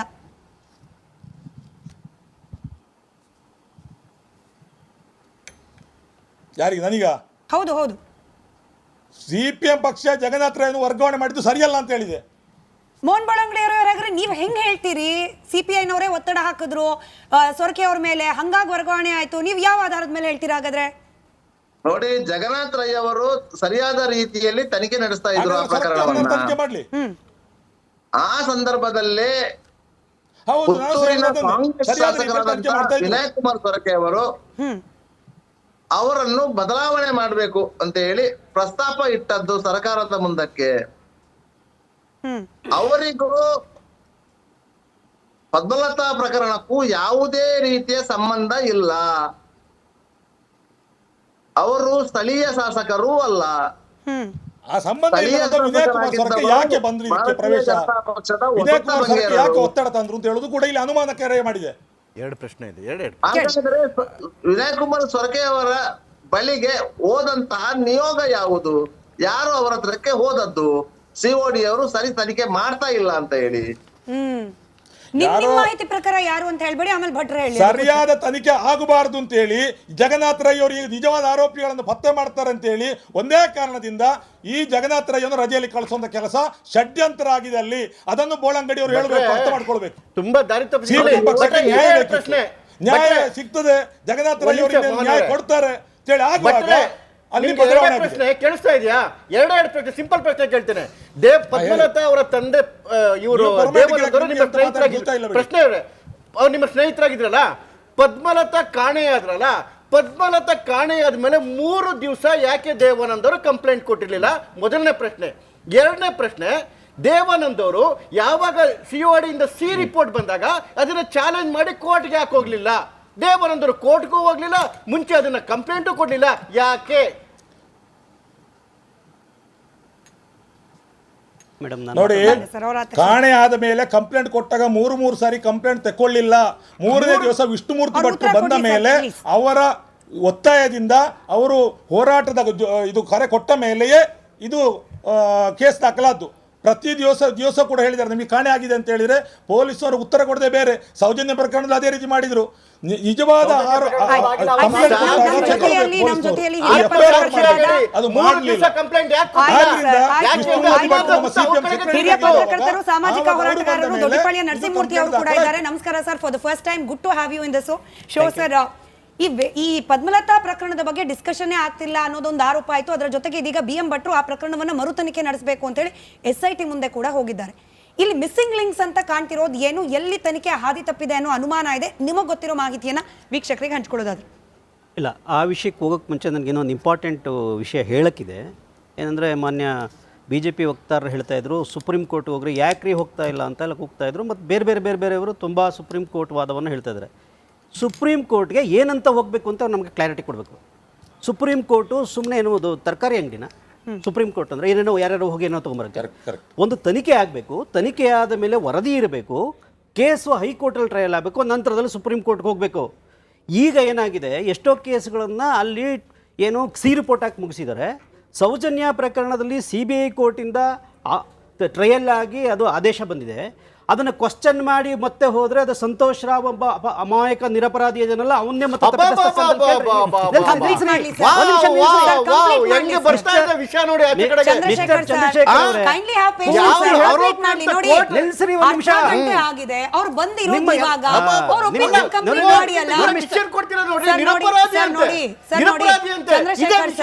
ಚಂದ್ರಶೇಖರ್ ಸರ್, ನಾವು ಕೋರ್ಟ್ ನಲ್ಲಿ ಆದ ವಿಚಾರಣೆಯ ಆಧಾರದ ಮೇಲೆ ಚಿನ್ನಯ್ಯನ ಕೈಲಿ ಮಾತ್ರ ಆಕ್ಟ್ ಮಾಡಿಸಿದ್ರು ಅಂತ ಹೇಳಿ ನಾವು ಅನ್ಕೊಂಡಿದ್ವಿ. ನೀವು ಆ ಕ್ಯಾಟಗರಿಗೆ ಸೇರಬೇಡಿ.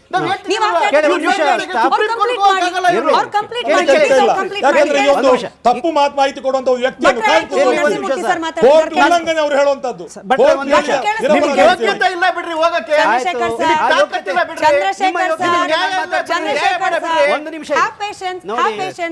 ನೀವೇ ಹೋಗ್ಬಿಡಿ, ನಮಗೆ ಬೇಕಾದ ದಾರಿಯನ್ನು ನಾವು ಹಿಡ್ಕೊಳ್ತೇವೆ. ನಮಗೆ ಗೊತ್ತು, ನಮಗೆ ಬುದ್ಧಿ ಇದೆ. ನಿಮ್ಮ ಮಾರ್ಗದರ್ಶನ ಅಗತ್ಯ ಇಲ್ಲ. ಈಗ ನೋಡಿ, ಆನೆ ಮಾವುತ ಮತ್ತು ತನ್ನ ತಂಗಿ ಅಲ್ಲಿಗೋಯ್ತು, ಅದಲ್ಲೇ ಇರೋದು ವಿಷಯ. ನಾರಾಯಣ ಮತ್ತು ಯಮುನಾ ಕೊಲೆ ಆಗಿದ್ದು ಸೆಪ್ಟೆಂಬರ್ 21ನೇ ತಾರೀಕು 2012ನೇ ಇಸ್ವಿ. ಅಂದರೆ ಸೌಜನ್ಯ ಪ್ರಕರಣಕ್ಕೆ ಜಸ್ಟ್ 20 ದಿವಸ ಮುಂಚೆ. ಅವಾಗ ಯಾರು ಹೋಮ್ ಮಿನಿಸ್ಟರ್, ಯಾರು CM, ಯಾರು ಸದಾನಂದ ಗೌಡರು ಮತ್ತು R ಅಶೋಕ್ ಅವರು, ಇವ್ರದೇ ಪಕ್ಷ. ಅದಾದ ನಂತರದಲ್ಲಿ 20 ದಿವಸದಲ್ಲಿ ಸೌಜನ್ಯ ಪ್ರಕರಣ ಆಯಿತು. ಅವಾಗ ಯಾರು ಹೋಮ್ ಮಿನಿಸ್ಟರು, ಯಾರು CM, ಯಾರ್ದು ಆಡಳಿತ, ಇವ್ರದೇ. ಇದನ್ನು ಕೆದಕ್ತಾ ಹೋದರೆ ಯಾರ್ಯಾರು ಯಾವ್ಯಾವ ಪ್ರಕರಣಗಳನ್ನು ಮುಚ್ಚಾಕೋದ್ರಲ್ಲಿ ಶಾಮೀಲಾಗಿದ್ದಾರೆ ಅನ್ನೋ ಬಗ್ಗೆ ಮಾಹಿತಿ ಹೊರಗಡೆ ಬರುತ್ತೆ.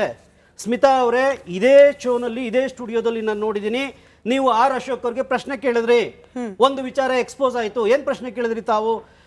ಸ್ವಾಮಿ, ನಿಮಗೆ ಇವ್ರು ಯಾರು ಫೋನ್ ಮಾಡಿರಲಿಲ್ವಾ? ವೀರೇಂದ್ರ ಹೆಗ್ಗಡೆ ಅವರು ನಿಮಗೆ ಫೋನ್ ಮಾಡಿರಲಿಲ್ವಾ ಆ ಸಂದರ್ಭದಲ್ಲಿ, ಸೌಜನ್ಯ ಕೊಲೆಯಾದ ಸಂದರ್ಭದಲ್ಲಿ ಅಂತ? ಇಲ್ಲವೇ ಇಲ್ಲ, 100% ಇಲ್ಲ ಅಂತ ಅವ್ರು ಹೇಳಿದ್ರು. ವಾದ ಮಾಡಿದ್ರಿ. ಇಲ್ಲಿ ನೀವು ಯೋಚನೆ ಮಾಡಿ ಹೇಳಿ ಅಂತ ಕೇಳಿದ್ರಿ. ಇಲ್ಲ, ಯಾವುದೇ ಕಾರಣಕ್ಕೂ ಅವ್ರು ಫೋನ್ ಮಾಡಿಲ್ಲ, 100% ಕ್ಲಾರಿಟಿ ಅಂದರು. ಆ ವಿಷಯವನ್ನು ವೀರೇಂದ್ರ ಹೆಗ್ಗಡೆ ಅವರೇ ಹೇಳಿದಾರಲ್ಲ ನಮ್ಮಲ್ಲಿ ಅಂತ ಹೇಳಿದಾಗ ಇವರದ್ದು ಉತ್ತರನೇ ಇರಲಿಲ್ಲ. ಹಾಗಿದ್ದರೆ I was the host, let me clear. ಅದರಲ್ಲಿ ಆ ಕ್ಲಿಪ್ ಮಾತ್ರ ಜಾಸ್ತಿ ವೈರಲ್ ಆಗಿದೆ. ಬಟ್ ಅದಾದ ನಂತರದಲ್ಲಿ ಅವ್ರು ಹೇಳ್ತಾರೆ, ನಾನೇ ಖುದ್ದಾಗಿ ಧರ್ಮಸ್ಥಳಕ್ಕೆ ಹೋಗಿದ್ದೆ, ಆಗ ಅವರು ಹಾಗೆ ಅವರ ಸಿಬ್ಬಂದಿಗಳು ಕೆಲವರು ಬಂದು ಮನವಿ ಮಾಡ್ಕೊಂಡಿದ್ ನಿಜ. ಅದು ಎಷ್ಟು ಜನ ಗಮನಿಸಿಲ್ಲ ಗೊತ್ತಿಲ್ಲ, ಕಾಲ್ ಮಾಡಿಲ್ಲ ಅನ್ನೋದನ್ನ ಅವ್ರು ಹೇಳಿದಾರೆ, ನಾನು ಒಪ್ಕೊಳ್ತೀನಿ. ನೋಡಿ, ವೀರೇಂದ್ರ ಹೆಗಡೆ ಅವರು ಹೇಳಿದ್ದು, ತಕ್ಷಣ ನನಗೆ ಈ ಸುದ್ದಿ ಗೊತ್ತಾದ ತಕ್ಷಣ ನನಗೆ ಸಂಕಟ ಆಯಿತು, ನಾನು ತಕ್ಷಣ ಫೋನ್ ಮಾಡಿದೆ ಹೋಮ್ ಮಿನಿಸ್ಟರ್ಗೆ ಅಂತ ಅವರು ವೀರೇಂದ್ರ ಹೆಗಡೆ ಅವ್ರದ್ದು ವಿಡಿಯೋ ಇದೆ. ಇವರು ಹೇಳ್ತಾರೆ ಇಲ್ಲ ಅಂತ ಹೇಳ್ತಾರೆ. ಹಾಗಿದ್ರೆ ಯಾರು ಸುಳ್ಳು? ಯಾಕೆ ಪ್ರಶ್ನೆ ನಾವು ಕೇಳಬಾರ್ದು? ಬಿಜೆಪಿ ಅವ್ರನ್ನ ಯಾಕೆ ಕೇಳಬಾರ್ದು? ಇದು ಒಂದು. ಈ ರೀತಿಯ ಕಥೆಗಳು, ಸುಳ್ಳುಗಳು, ಜವಾಬ್ದಾರಿಯನ್ನ, ನೈತಿಕ ಜವಾಬ್ದಾರಿಯನ್ನ ವಹಿಸದೆ ಇವರ ಅಧಿಕಾರದಲ್ಲಿ ಇದ್ದ ಸಂದರ್ಭದಲ್ಲಿ ನಡೆದಂಥ ಇಂಥ ದಾರುಣ ಘಟನೆಗಳ ಬಗ್ಗೆ ಒಂದು ನೈತಿಕ, ಕನಿಷ್ಠ ಪಕ್ಷದ ಮಾನವೀಯ ಕಳಕಳಿ, ನೈತಿಕ ಜವಾಬ್ದಾರಿ ಇಲ್ಲದೆ ಸುಮ್ಮನೆ ಈ ರೀತಿ ಗದ್ದಲ ಎಬ್ಸೋದೇನಿದೆಯಲ್ಲ, ಇದು ದಿಕ್ಕು ತಪ್ಪಿಸುವ ಕೆಲಸ. ಒಂದು. ಎರಡನೇದು, ಈಗ ಪದ್ಮಲತಾ ಪ್ರಕರಣದ ಬಗ್ಗೆ ತಾವು ಹೇಳ್ತಾ ಇದ್ರಿ, ಏನಪ್ಪ ಅಂದರೆ ಅವ್ರ ತಂದೆ ಬುಡಕ್ಕೆ ಹೋಗುತ್ತೆ. ಸೌಜನ್ಯ ಪ್ರಕರಣಕ್ಕೆ ಹೋದರೆ ಅವ್ರ ತಾಯಿ ಬುಡಕ್ಕೆ ಹೋಗುತ್ತೆ. ಇನ್ಯಾರು ವೇದವಲ್ಲಿ ಅನ್ನೊಬ್ಬರು ಟೀಚರ್ ಕೊಲೆ ಆದರು, ಅವರ ವಿಷಯಕ್ಕೆ ಹೋದರೆ ಅವ್ರ ಗಂಡನ ಬುಡಕ್ಕೆ ಹೋಗುತ್ತೆ. ಏನು ಪ್ಯಾಟರ್ನ್ ಇದು? ಅವರವರೇ ಮನೆಯವರು, ಈ ಒಟ್ಟು ಕೇಸ್ಗಳಲ್ಲಿ ಅವರವ್ರ ಮನೆಯವರೇ ಅವರವ್ರನ್ನೇ ಕೊಂದಾಕೊಂಬಿಟ್ಟು ಏನೋ ವಿಷಯಕ್ಕೋಸ್ಕರ. ಅದು ಯಾವಾಗಿಂದ? 79ನೇ ಇಸ್ವಿಯಿಂದ ಸ್ಮಿತಾ ಅವರೇ. 79ರಲ್ಲಿ ವೇದವಲ್ಲಿ, 86ರಲ್ಲಿ ಪದ್ಮಲತಾ, 2002 ಸೆಪ್ಟೆಂಬರಲ್ಲಿ ಯಮುನಾ ನಾರಾಯಣ, ಮತ್ತು ಅಕ್ಟೋಬರಲ್ಲಿ ಸೌಜನ್ಯ. ಇಷ್ಟೆಲ್ಲ ಪ್ರಕರಣಗಳು, 5 ಕೊಲೆಗಳ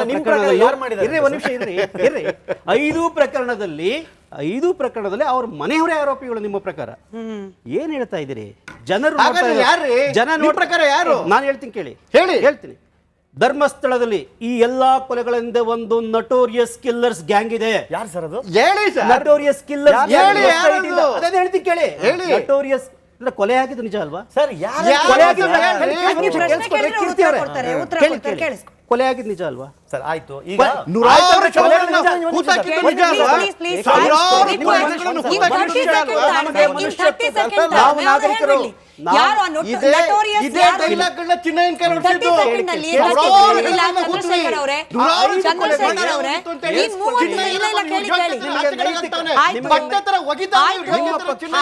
ಚಂದ್ರಶೇಖರ್ ಅವರೇ 30 ಸೆಕೆಂಡ್ ಟೈಮ್ ಕೊಡೋಣ. ಆ ನಟೋರಿಯಸ್ ಯಾರು ಅನ್ನೋದನ್ನ ಅವ್ರು ಹೇಳ್ಬೇಕು.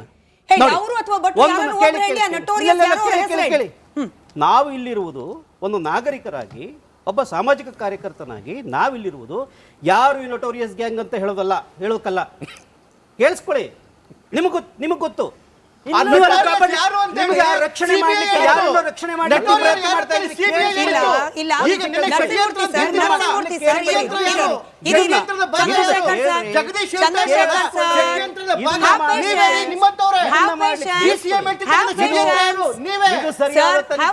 ನರಸಿಂಹಮೂರ್ತಿ ಸರ್, ಅದೇ ಆರ್ ಅಶೋಕ್ ಅವರು ಇದೇ ರಿಪಬ್ಲಿಕ್ ಕನ್ನಡದಲ್ಲಿ ಓಪನ್ ಚಾಲೆಂಜ್ ಮಾಡಿದ್ರು.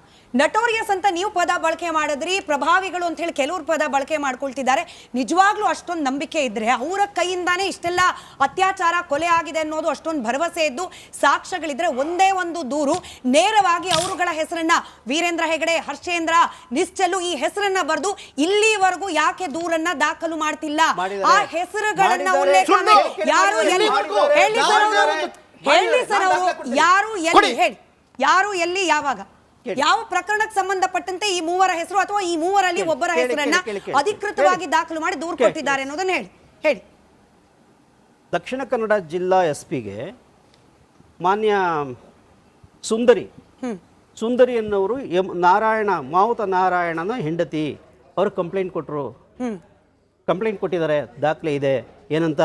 ಈ ಥರ ನಡೀತು, ಈ ಜಾಗಕ್ಕೋಸ್ಕರ ನನ್ನ ಗಂಡನ ಮೇಲೆ ಹಲ್ಲೆ ಆಗಿತ್ತು ಹಲವಾರು ಸಾರಿ, ನಮ್ಗೆ ಇಂಥವ್ರ ಮೇಲೆ ಅನುಮಾನ ಇದೆ, ಹಾಗಾಗಿ ನೀವು ಅದ್ರ ಬಗ್ಗೆ ತನಿಖೆ ನಡೀಬೇಕು ಅಂತ ಅವರು ಅದನ್ನು SP ಅವರು ಕೊಟ್ಟ ದಾಖಲೆ, ಸುಂದರಿ ಅವರ ಸಹಿ ಹಾಕಿ ಕೊಟ್ಟಿರೋ ದಾಖಲೆ ಎಲ್ಲ ಸಾಮಾಜಿಕ ಜಾಲತಾಣಗಳಲ್ಲಿ ವೈರಲ್ ಆಗಿದೆ. ಒಂದು ಕೇಳಿಸ್ಕೊಳ್ರಿ, ದಾಖಲೆ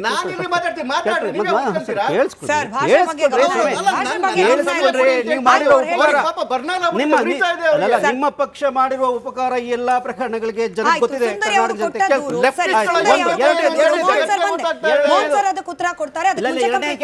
ಮೋಹನ್ ಸರ್ ಅವ್ರು ಹೇಳಿ, ಆಮೇಲೆ ಅವರು ದಿವಸ ಹೇಳ್ತಾನೆ ಇದ್ದಾರೆ. ಆಮೇಲೆ ಕೇಳಿ, ಸೌಜನ್ಯ ಪ್ರಕರಣದಲ್ಲಿ ಸೌಜನ್ಯಳ ತಂದೆ ಚಂದಪ್ಪ ಗೌಡ ಅವರು ರಿಟರ್ನ್ ಕಂಪ್ಲೇಂಟ್ ಕೊಟ್ಟಿದ್ದಾರೆ. 3 ಹೆಸರುಗಳನ್ನ ಉಲ್ಲೇಖ ಮಾಡಿದ್ದಾರೆ. ಸರ್, ಅದು ಕೋರ್ಟಿಗೆ ಹೋಯ್ತು, ಅದ್ರದ್ದು ಬ್ರೈನ್ ಕೇಳ್ರಿ, ಅದೆಲ್ಲ ಬ್ರೈನ್ ಮ್ಯಾಪಿಂಗ್ ಎಲ್ಲಿದೆ? ಬ್ರೈನ್ ರಿಪೋರ್ಟ್ ಬ್ರೈನ್ ಮ್ಯಾಪಿಂಗ್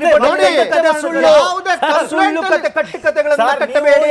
ನಾನು ಚಾರ್ಜ್ ಶೀಟ್ ಓದಿದ್ದೀನಿ, ನನ್ನ ಹತ್ರ ಸಿಬಿಐ ಕೋರ್ಟ್ ಆದ್ರೆ ಈಗಲೇ ಕೊಡ್ತೀನಿ. ಕೇಳಿ ಒಂದು ನಿಮಿಷ, ಇಲ್ಲ ಕಟ್ಟು ಬ್ರೈನ್ ಕೊಡ್ತೀನಿ. ಚಾರ್ಜ್ ಶೀಟ್ ಅಲ್ಲಿ ಯಾವ್ದಾದ್ರು ಚಾರ್ಜ್ ಶೀಟ್ ಅಲ್ಲಿ ಇದೆಯಾ? ಪೊಲೀಸ್ ಚಾರ್ಜ್ ಶೀಟ್ ಅಲ್ಲಿ ಇದೆಯಾ? ಸಿಐಡಿ ಚಾರ್ಜ್ ಶೀಟ್ ಅಲ್ಲಿ ಇದೆಯಾ? ಸಿಬಿಐ ಚಾರ್ಜ್ ಶೀಟ್ ಅಲ್ಲಿ ಇದೆಯಾ? ಕೋರ್ಟಿಗೆ ಬಂದಿದ್ಯಾ?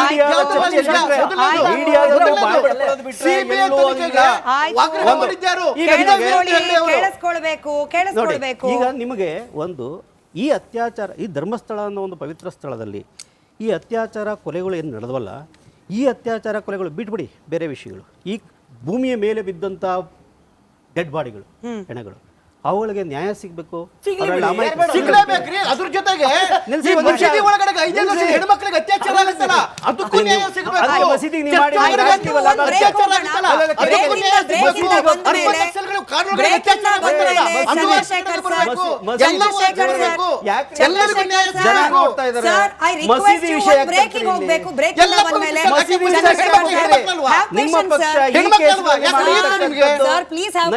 ಪದ್ಮಲತಾ ಪ್ರಕರಣದ ಬಗ್ಗೆ ಮಾತನಾಡ್ತಾ ಇದ್ವಿ. ಇದರ ಜೊತೆಯಲ್ಲಿ ಯಾಕೆ ಧರ್ಮಸ್ಥಳದ ಪ್ರಭಾವಿಗಳ ಹೆಸರನ್ನ ಉಲ್ಲೇಖ ಮಾಡಿ ಕಂಪ್ಲೇಂಟ್ ಅನ್ನ ಕೊಡೋ ಪ್ರಯತ್ನ ಮಾಡ್ಲಾಗ್ತಾ ಇಲ್ಲ ಅಂತ ಹೇಳಿ ನೀವು ಹೇಳಿದ್ರಿ ಒಂದೆರಡು ಪ್ರಕರಣ.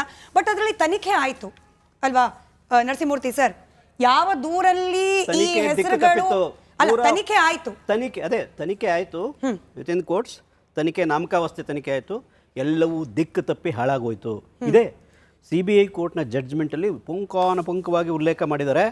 ಯಾರು ತನಿಖಾಧಿಕಾರಿಗಳು ಮತ್ತು ವೈದ್ಯರು ಯಾವ ರೀತಿ ಇದು ಕೇಸ್ನ ಅಲ್ಲಾಡಿಸಿದ್ದಾರೆ ಅನ್ನೋದನ್ನ ಭಾಳ ವಿವರವಾಗಿ ಹೇಳಿದ್ದಾರೆ.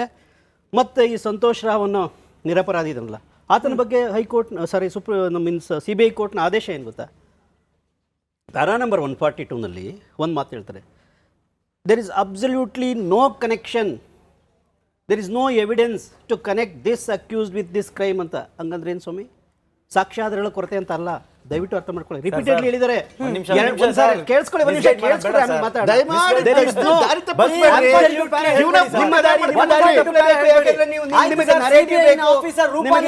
ರಕ್ಷಣೆ ಮಾಡಬೇಕು, ನಿಮಗೆ ರಕ್ಷಣೆ ಮಾಡಬೇಕು. ನಾನು ಏನು ವಾಸ್ತವ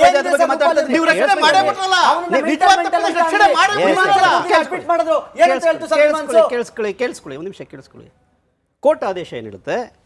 absolutely there is no evidence to connect, not to prove, to connect this accused with the crime ಅಂದ್ರೆ ಏನು? ಈ ಅಪರಾಧಿಯನ್ನ ಈ ಪ್ರಕರಣದ ಜೊತೆಗೆ ಕನೆಕ್ಟ್ ಮಾಡಲಿಕ್ಕೆ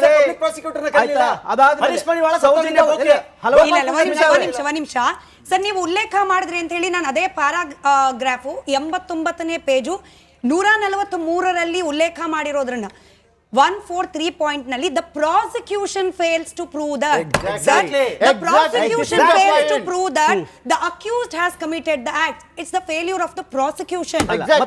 It's the prosecution failure.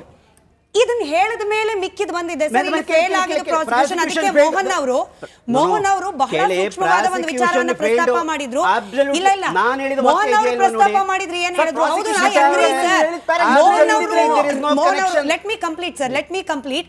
Mohan ಅವರು ಅದಕ್ಕೆ ಕೂತು ಮಾತನಾಡುವಾಗ ಹೇಳಿದ್ದು ನೋಡಿ, ಒಂದೇ ಪ್ರಕರಣ, ಬಹುಶಃ ನಮಗ್ ಗೊತ್ತಿರೋ ಹಾಗೆ ಯಾವ ಪ್ರಕರಣದಲ್ಲಿ ಒಬ್ಬ ಆರೋಪಿ ಪರವಾದ ವಕೀಲರು ಜೊತೆಗೆ ಪ್ರಾಸಿಕ್ಯೂಷನ್ ಪರವಾದ ವಕೀಲರು ಇಬ್ರು ಕೂಡ ಒಂದೇ ಆಯಾಮದಲ್ಲಿ ತನಿಖೆಗಿಳಿದ್ಬಿಟ್ರು, ಒಂದೇ ಆಯಾಮದಲ್ಲಿ ವಾದ ಮಂಡನೆಗಿಳಿದ್ಬಿಟ್ರು. ಹೀಗೆ ಯಾಕೆ ಹೇಳಿದ್ರಿ ಮೋಹನ್ ಅವರೇ ತಾವು? ನೋಡಿ, ಯಾವ ವಿಚಾರವನ್ನ ಪ್ರಾಸಿಕ್ಯೂಷನ್ ಪರ ವಕೀಲರು ಮ್ಯಾಜಿಸ್ಟ್ರೇಟ್ ಜಡ್ಜಿ ಮುಂದೆ ಪ್ಲೇಸ್ ಮಾಡಬೇಕು, ಅದನ್ನು ಪ್ಲೇಸ್ ಮಾಡಲಿಲ್ಲ. ಒಂದು, ಯಾವ ವಿಟ್ನೆಸ್ ಅನ್ನು ಸರಿಯಾಗಿ ಚೀಫ್ ಮಾಡಬೇಕೋ ಅದನ್ನು ಚೀಫ್ ಮಾಡಲಿಲ್ಲ. ಆದ್ದರಿಂದಾಗಿ ಪ್ರಾಸಿಕ್ಯೂಷನ್ ಪರ ವಕೀಲರು ಪ್ರಾಸಿಕ್ಯೂಷನ್ಗೆ ವಿರುದ್ಧವಾದಂತ ವರ್ತನೆಯನ್ನು ತೋರಿದ್ರು ಎನ್ನುವುದು ಇಡೀ ಕೇಸಿನ ಡೆಪೋಸಿಷನ್ ನಲ್ಲಿ ನೋಡುವಾಗ ಗೊತ್ತಾಗತ್ತೆ. ಆ ಕೇಸಿನ ಡೆಪೋಸಿಷನ್ ನೋಡ್ಬೇಕು ನೀವು, ಅದನ್ನು ಓದಬೇಕು. ಆ ಡೆಪೋಸಿಷನ್ ನ ಮೇಲೆ ಜಡ್ಜ್ಮೆಂಟ್ ಬಂದಿರುವುದು. ಜಡ್ಜ್ಮೆಂಟ್ ಅಲ್ಲಿ ಜಡ್ಜ್ ಅವರು ಅದನ್ನು ಕೋಟ್ ಮಾಡಿರುವುದು.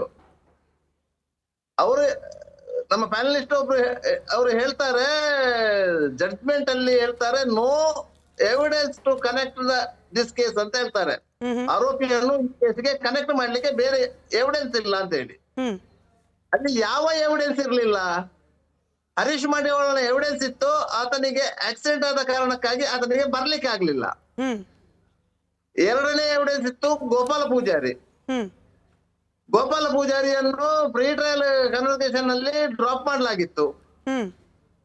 ಗೋಪಾಲ ಪೂಜಾರಿಯನ್ನು ಪ್ರಾಸಿಕ್ಯೂಷನ್ ಪರ ವಕೀಲರು ಎವಿಡೆನ್ಸ್ ಕರೆಸ್ತಾ ಇದ್ರೆ ಸಂತೋಷ್ ರಾವ್ ಆ ಮಣ್ಣಸಕ್ಕದ ಮರದ ಬುಡದಲ್ಲಿ ನಿಂತಿದ್ದ ಎನ್ನುವುದು ಪ್ರೂವ್ ಆಗ್ತಾ ಇತ್ತು. ಅದೇ ಗೋಪಾಲ್ ಪೂಜಾರಿ ಅವರು ರಿಪಬ್ಲಿಕ್ ಕನ್ನಡದ ಕ್ಯಾಮ್ರಾ ಮುಂದೆ ಕೂಡ ಹೇಳಿದ್ದಾರೆ ಇದೇ ವಿಚಾರವನ್ನ. ನಾನು ಕಣ್ಣಾರೆ ಕಂಡಿದ್ದೇನೆ ಸಂತೋಷ್ ರಾವ್ನನ್ನ, ಕಣ್ಣಾರೆ ಕಂಡಂತಹ ಸಾಕ್ಷ್ಯ ನಾನು ಇದ್ದೀನಿ, ನನ್ನನ್ನು ಕರೀಲಿಲ್ಲ ಅನ್ನೋದೇ ನನಗೆ ಆಶ್ಚರ್ಯ ಅಂತ ಹೇಳಿ. ನಾನು ಇನ್ನೊಂದು ಕ್ವಿಕ್ ಬ್ರೇಕ್ ಹೋಗ್ಬೇಕು. ಬ್ರೇಕ್ ಆದ ನಂತರದಲ್ಲಿ ಆನೆ ಮಾವುತ, ಇದನ್ನು ಕೂಡ ಆನೆ ಮಾವುತ ಹಾಗೆ ಯಮುನಾ ಅವರ ಸಾವಿನ ಬಗ್ಗೆ ಕೂಡ ತನಿಖೆ ಮಾಡಿ ಅಂತ ಹೇಳಿ BM ಭಟ್ರು, ವೇದವಲ್ಲಿ ಅವ್ರ ಪ್ರಕರಣ ಬಂದೆ ಸರ್. ಒಂದು ಬ್ರೇಕ್ ಹೋಗಿ ಬರೋಣ. ಬ್ರೇಕ್ ಇಂದ ಬಂದ ನಂತರದಲ್ಲಿ ಈ ವಿಚಾರಗಳ ಜೊತೆಯಲ್ಲೇ ಮತ್ತೊಂದು ಪ್ರಮುಖವಾದ ವಿಚಾರ ಅಂದ್ರೆ ಸ್ಟ್ಯಾನ್ಲಿ ಅವ್ರು ಹೇಳಿರುವ ಹೇಳಿಕೆ. ಅವ್ರು ಹೇಳಿರೋ ಹೇಳಿಕೆ ಏನು? ಖುದ್ದಾಗಿ ಈ ಚಿನ್ನಯ್ಯನೇ ಸೌಜನ್ಯಾಳನ್ನ ಹೊತ್ತುಕೊಂಡು ಹೋಗಿ ಆಕೆಯನ್ನ ಅಲ್ಲಿ ಹಾಕುವ ಸಂದರ್ಭದಲ್ಲಿ ಕಣ್ಣಾರೆ ಕಂಡಂತಹ ಸಾಕ್ಷಿ ಚಿನ್ನಯ್ಯ ಅನ್ನೋ ರೀತಿಯಲ್ಲಿ ಏನೋ ಹೇಳಿಕೆ ಕೊಟ್ಟಿದ್ದಾರಂತೆ. ಅದೊಂದು ಹೊಸ ವಿವಾದಕ್ಕೆ ಬೇರೆ ಸೃಷ್ಟಿಯಾಗಿದೆ. ಜೊತೆಗೆ ಸ್ಟ್ಯಾನ್ಲಿ ಅವರು ಪುಂಖಾನುಪುಂಖವಾಗಿ ಮಾಧ್ಯಮಗಳಿಗೆ ಒಂದಷ್ಟು ಉಪದೇಶವನ್ನ ಮಾಡಿದ್ದಾರೆ. ಯಾರ್ಯಾರನ್ನೋ ಕರ್ಕೊಂಡ್ಬಂದು ನೀವು ಡಿಬೇಟಿಗೆ ಕೂರಿಸ್ತೀರಿ, it's not good for media. Sir, ನೀವು ಬಂದಿದ್ರಿ, we called you also. Narasimhamurthy sir ಬಂದಿದ್ದಾರೆ, BM ಭಟ್ರು ಬಂದಿದ್ದಾರೆ. ನಾವು ಬರೀ ಕೀರ್ತಿಗೆ ವಾಯ್ಸ್ ಕೊಟ್ಟಿಲ್ಲ, ನಾವಿಲ್ಲಿ ಕೀರ್ತಿ ಅಥವಾ ಗಿಳಿಯಾರ್ ಅವರಿಗೆ ವಾಯ್ಸ್ ಕೊಟ್ಟಿಲ್ಲ, ನಿಮ್ಮೆಲ್ಲರಿಗೂ ಕೂಡ ಅವಕಾಶ ಕೊಡ್ತಿದ್ದೀವಿ. ಹೀಗಾಗಿ ಈ ವಿಚಾರವನ್ನು ಕೂಡ ನಾವು ಚರ್ಚೆ ಮಾಡೋಣ. ಮೋಹನ್ ಸರ್, ಧ್ವನಿ ತಲುಪ್ತಾ ಇದ್ರೆ ನೀವು ಹೇಳ್ತಾ ಇದ್ರೆ ಅರ್ಧಕ್ಕೆ ಕನೆಕ್ಷನ್ ಕಟ್ ಆಗಿತ್ತು. ನೋಡಿ, ಆನೆ ಮಾವುತನ ಕೊಲೆ ಪ್ರಕರಣದಲ್ಲಿ ಸುಮಾರು 1 ವರ್ಷದ ನಂತರ ಸುಂದರಿ ಅವರು ಜಿಲ್ಲಾ SP ಅವರಿಗೆ ಒಂದು ದೂರು ಕೊಡ್ತಾರೆ. ಧರ್ಮಸ್ಥಳದ ಅಶ್ವತ್ಥ ಕುಮಾರ್ ಅವರು ಬಂದು ನನ್ನ ಗಂಡನಿಗೆ ಬೆದರಿಕೆ ಒಡ್ಡಿದ್ರು ಎನ್ನುವ ಕಾರಣಕ್ಕೆ ಅಂತ ಹೇಳಿ ಒಂದು ದೂರು ಕೊಡ್ತಾರೆ. ಆ ದೂರು ಜಿಲ್ಲಾ SP ಅವರಿಂದ ಬೆಳ್ತಂಗಡಿ ಪೊಲೀಸ್ ಸರ್ಕಲ್ ಇನ್ಸ್ಪೆಕ್ಟರ್ ಆಫೀಸಿಗೆ ಬರುತ್ತೆ. ಸರ್ಕಲ್ ಇನ್ಸ್ಪೆಕ್ಟರ್ ಆಫೀಸಲ್ಲಿ ಆ ದೂರಿನ ಬಗ್ಗೆ ವಿಚಾರಣೆ ಆಗುತ್ತೆ. ವಿಚಾರಣೆ ಆಗುವಾಗ ಆ ಜಾಗದ ವಿಚಾರ ಅಂತ ಹೇಳ್ತಾರೆ.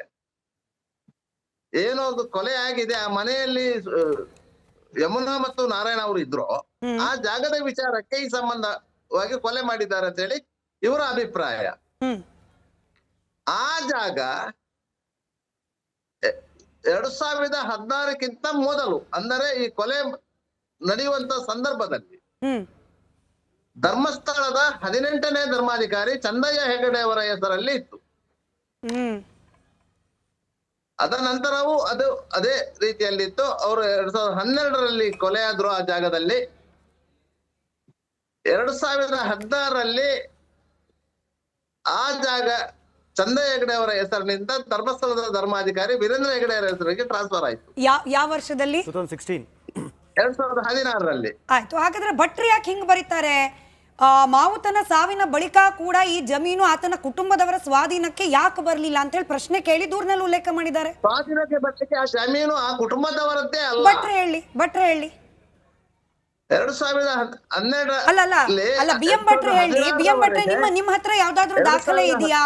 2000 ಇಸ್ವಿಯಿಂದ ಅಥವಾ 2012 ಆ ಜಮೀನು ಚಂದಯ್ಯ ಹೆಗಡೆ ಅವರ ಹೆಸರಲ್ಲಿ. ಸರ್, ಇದು ನಿಮ್ಮ ವಾದ. ಮೋಹನ್ ಸರ್, ಇದು ನಿಮ್ಮ ವಾದ. BM ಭಟ್ರೆ, ನೀವು ದೂರಿನಲ್ಲಿ ಇದನ್ನು ಉಲ್ಲೇಖ ಮಾಡುವಾಗ ನೀವು ಕೂಡ ವಕೀಲರಿದ್ದೀರಿ.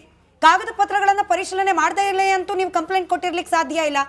ಇದು ಮಾವುತನ ಕುಟುಂಬಕ್ಕೆ ಸೇರಿದ ಭೂಮಿ ಅನ್ಲಿಕ್ಕೆ ಯಾವ್ದಾದ್ರು ದಾಖಲೆಗಳು ಇತ್ತಾ?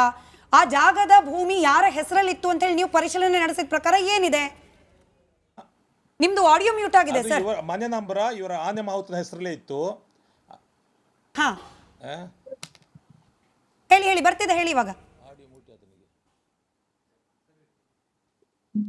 ಈಗ ಅದು ಆನೆ ಮಾವುತನ ಮನೆ ನಂಬರ್ ಆನೆ ಮಾವುತ ಹೆಸರಲ್ಲಿತ್ತು. ಅದು 80 ವರ್ಷ ಅವರ ಅಪ್ಪನ ಕಾಲದಿಂದ ಅಲ್ಲಿ ವಾಸ ಇದ್ರು ಆ ಮನೆಯಲ್ಲಿ. ನಾವೆಲ್ಲ ಕಣ್ಣಾರೆ ನೋಡಿದವರು. ಆಮೇಲೆ ಈ ಇಬ್ರು ಕೂಡ ಒಟ್ಟಿಗೆ ಸತ್ತ ಮೇಲೆ ಅಲ್ಲಿ ಯಾಕೆ ಅದ್ಯಾರೋ ಬ್ಯಾಂಗ್ಳೂರಿನವರು ಅಯೋಧ್ಯ ಹೋಟೆಲ್ ಅಲ್ಲಿ ಬಂತು, ಇದು ಗೊಂದಲ. ಮತ್ತೆ ಸರ್ಕಾರಿ ಭೂಮಿ ಅವರಿಗೆ ಇನ್ನೂ ಕೂಡ. ನಮ್ಮ ಜೊತೆಯಲ್ಲಿ ಉಜಿರೆ ಗ್ರಾಮಸ್ಥರು ಭಾಸ್ಕರ್ ನಾಯಕ್ ಅವರು ಕೂಡ ಇದ್ದಾರೆ. ಭಾಸ್ಕರ್ ನಾಯಕ್ ಅವರೇ, ತಾವು ಮುಂಚೆ ತಿಮ್ಮರೋಡಿ ಅವ್ರ ಜೊತೆಯಲ್ಲಿ ಇದ್ರಂತೆ, ಈಗಿಲ್ವಂತೆ, ಹೌದಾ? ನಾನು ಸುಮಾರು 20 ವರ್ಷ ಇದ್ದೆ ಮೇಡಮ್. ಹ್ಮ್ ಈಗ ಈಗ ಈ ಘಟನೆಯ ನಂತರ 2012ರಲ್ಲಿ ಸೌಜನ್ಯ ಘಟನೆ ಇತ್ತು. ಹ್ಮ್ 2013ರಲ್ಲಿ ಆ ಬಗ್ಗೆ ಒಂದು ಬೆಳ್ತಂಗಡಿಯಲ್ಲಿ ದೊಡ್ಡ ಮಟ್ಟದ ಪ್ರತಿಭಟನಾ ಸಭೆ ನಡೆಸಿದ್ರು. ಹ್ಮ್ ಅದರ ಸಭೆ ನಡೆಯುವ ಹಿಂದಿನ ದಿನ ಸಂಜೆ ಸುಮಾರು 6 ಗಂಟೆ ಹೊತ್ತಿಗೆ ಆ ಮೃತ ಸೌಜನ್ಯಳ ತಾಯಿ, ತಂದೆ ಮತ್ತು ಮಾವರನ್ನು ತಿಮರೋಡಿ ಮನೆಗೆ ಕರೆಸಲಾಯಿತು. ಅವರಿಗೆ ಸಭೆಯಲ್ಲಿ ಯಾವ ಕೂಗಾಡ್ಬೇಕೆಂಬ ಒಂದು ವ್ಯವಸ್ಥಿತವಾದ ಟ್ರೈನಿಂಗ್ ಅನ್ನು ಅಲ್ಲಿ ಕೊಡಲಾಯಿತು. ಅವತ್ತೇ ನಾನು ಹೇಳಿದ್ದೆ ಈ ಹೆಂಗಸನ್ನು ನಂಬಲಿಕ್ಕೆ ಸಾಧ್ಯ ಇಲ್ಲ ಅಂತ. ಮರುದಿವಸ ಆ ಸಭೆಯಲ್ಲಿ ಅದೇ ರೀತಿ ಅವರು ವ್ಯಾಖ್ಯೆ ಮಾಡಿದ್ರು. ಕಳೆದ 13 ವರ್ಷಗಳಿಂದ ಕೂಡ ಅದನ್ನೇ ನೋಡ್ತಾ ಇದ್ದೇನೆ. ಇದೇ ನಾಟಕ ಮುಂದುವರಿತಿದೆ. ಇದರಿಂದ ನನಗೆ ಸ್ಪಷ್ಟ ಆಯಿತು, ಇದರಲ್ಲಿ ಇವರು ಯಾರ ಹೆಸರನ್ನೆಲ್ಲ ಹೇಳ್ತಿದ್ದಾರೋ ಇದೆಲ್ಲ ಬೋಗಸ್, ಇದೊಂದು ಸೃಷ್ಟಿಸಿದ ಕತೆ, ಇದು ಹಣ ಮಾಡುವ ದಂಧೆ ಅಂತ ನನಗೆ ಖಾತ್ರಿಯಾಗಿದೆ ಮೇಡಮ್. ನೀವು ಬಹಳ ಗಂಭೀರವಾದ ಆರೋಪ ಮಾಡ್ತಿದ್ದೀರಿ ಸರ್. ನಾಳೆ ದಿನ ಜನ ಕೇಳ್ತಾರೆ ಅದ್ ಹೆಂಗ್ ಆರೋಪ ಮಾಡಿದ್ರಿ ಅಂತ ಹೇಳಿ. ಏನ್ ಮೇಡಮ್? ನೀವು ಮಾಡ್ತಿರೋ ಆರೋಪ ಬಹಳ ಗಂಭೀರವಾದದ್ದು.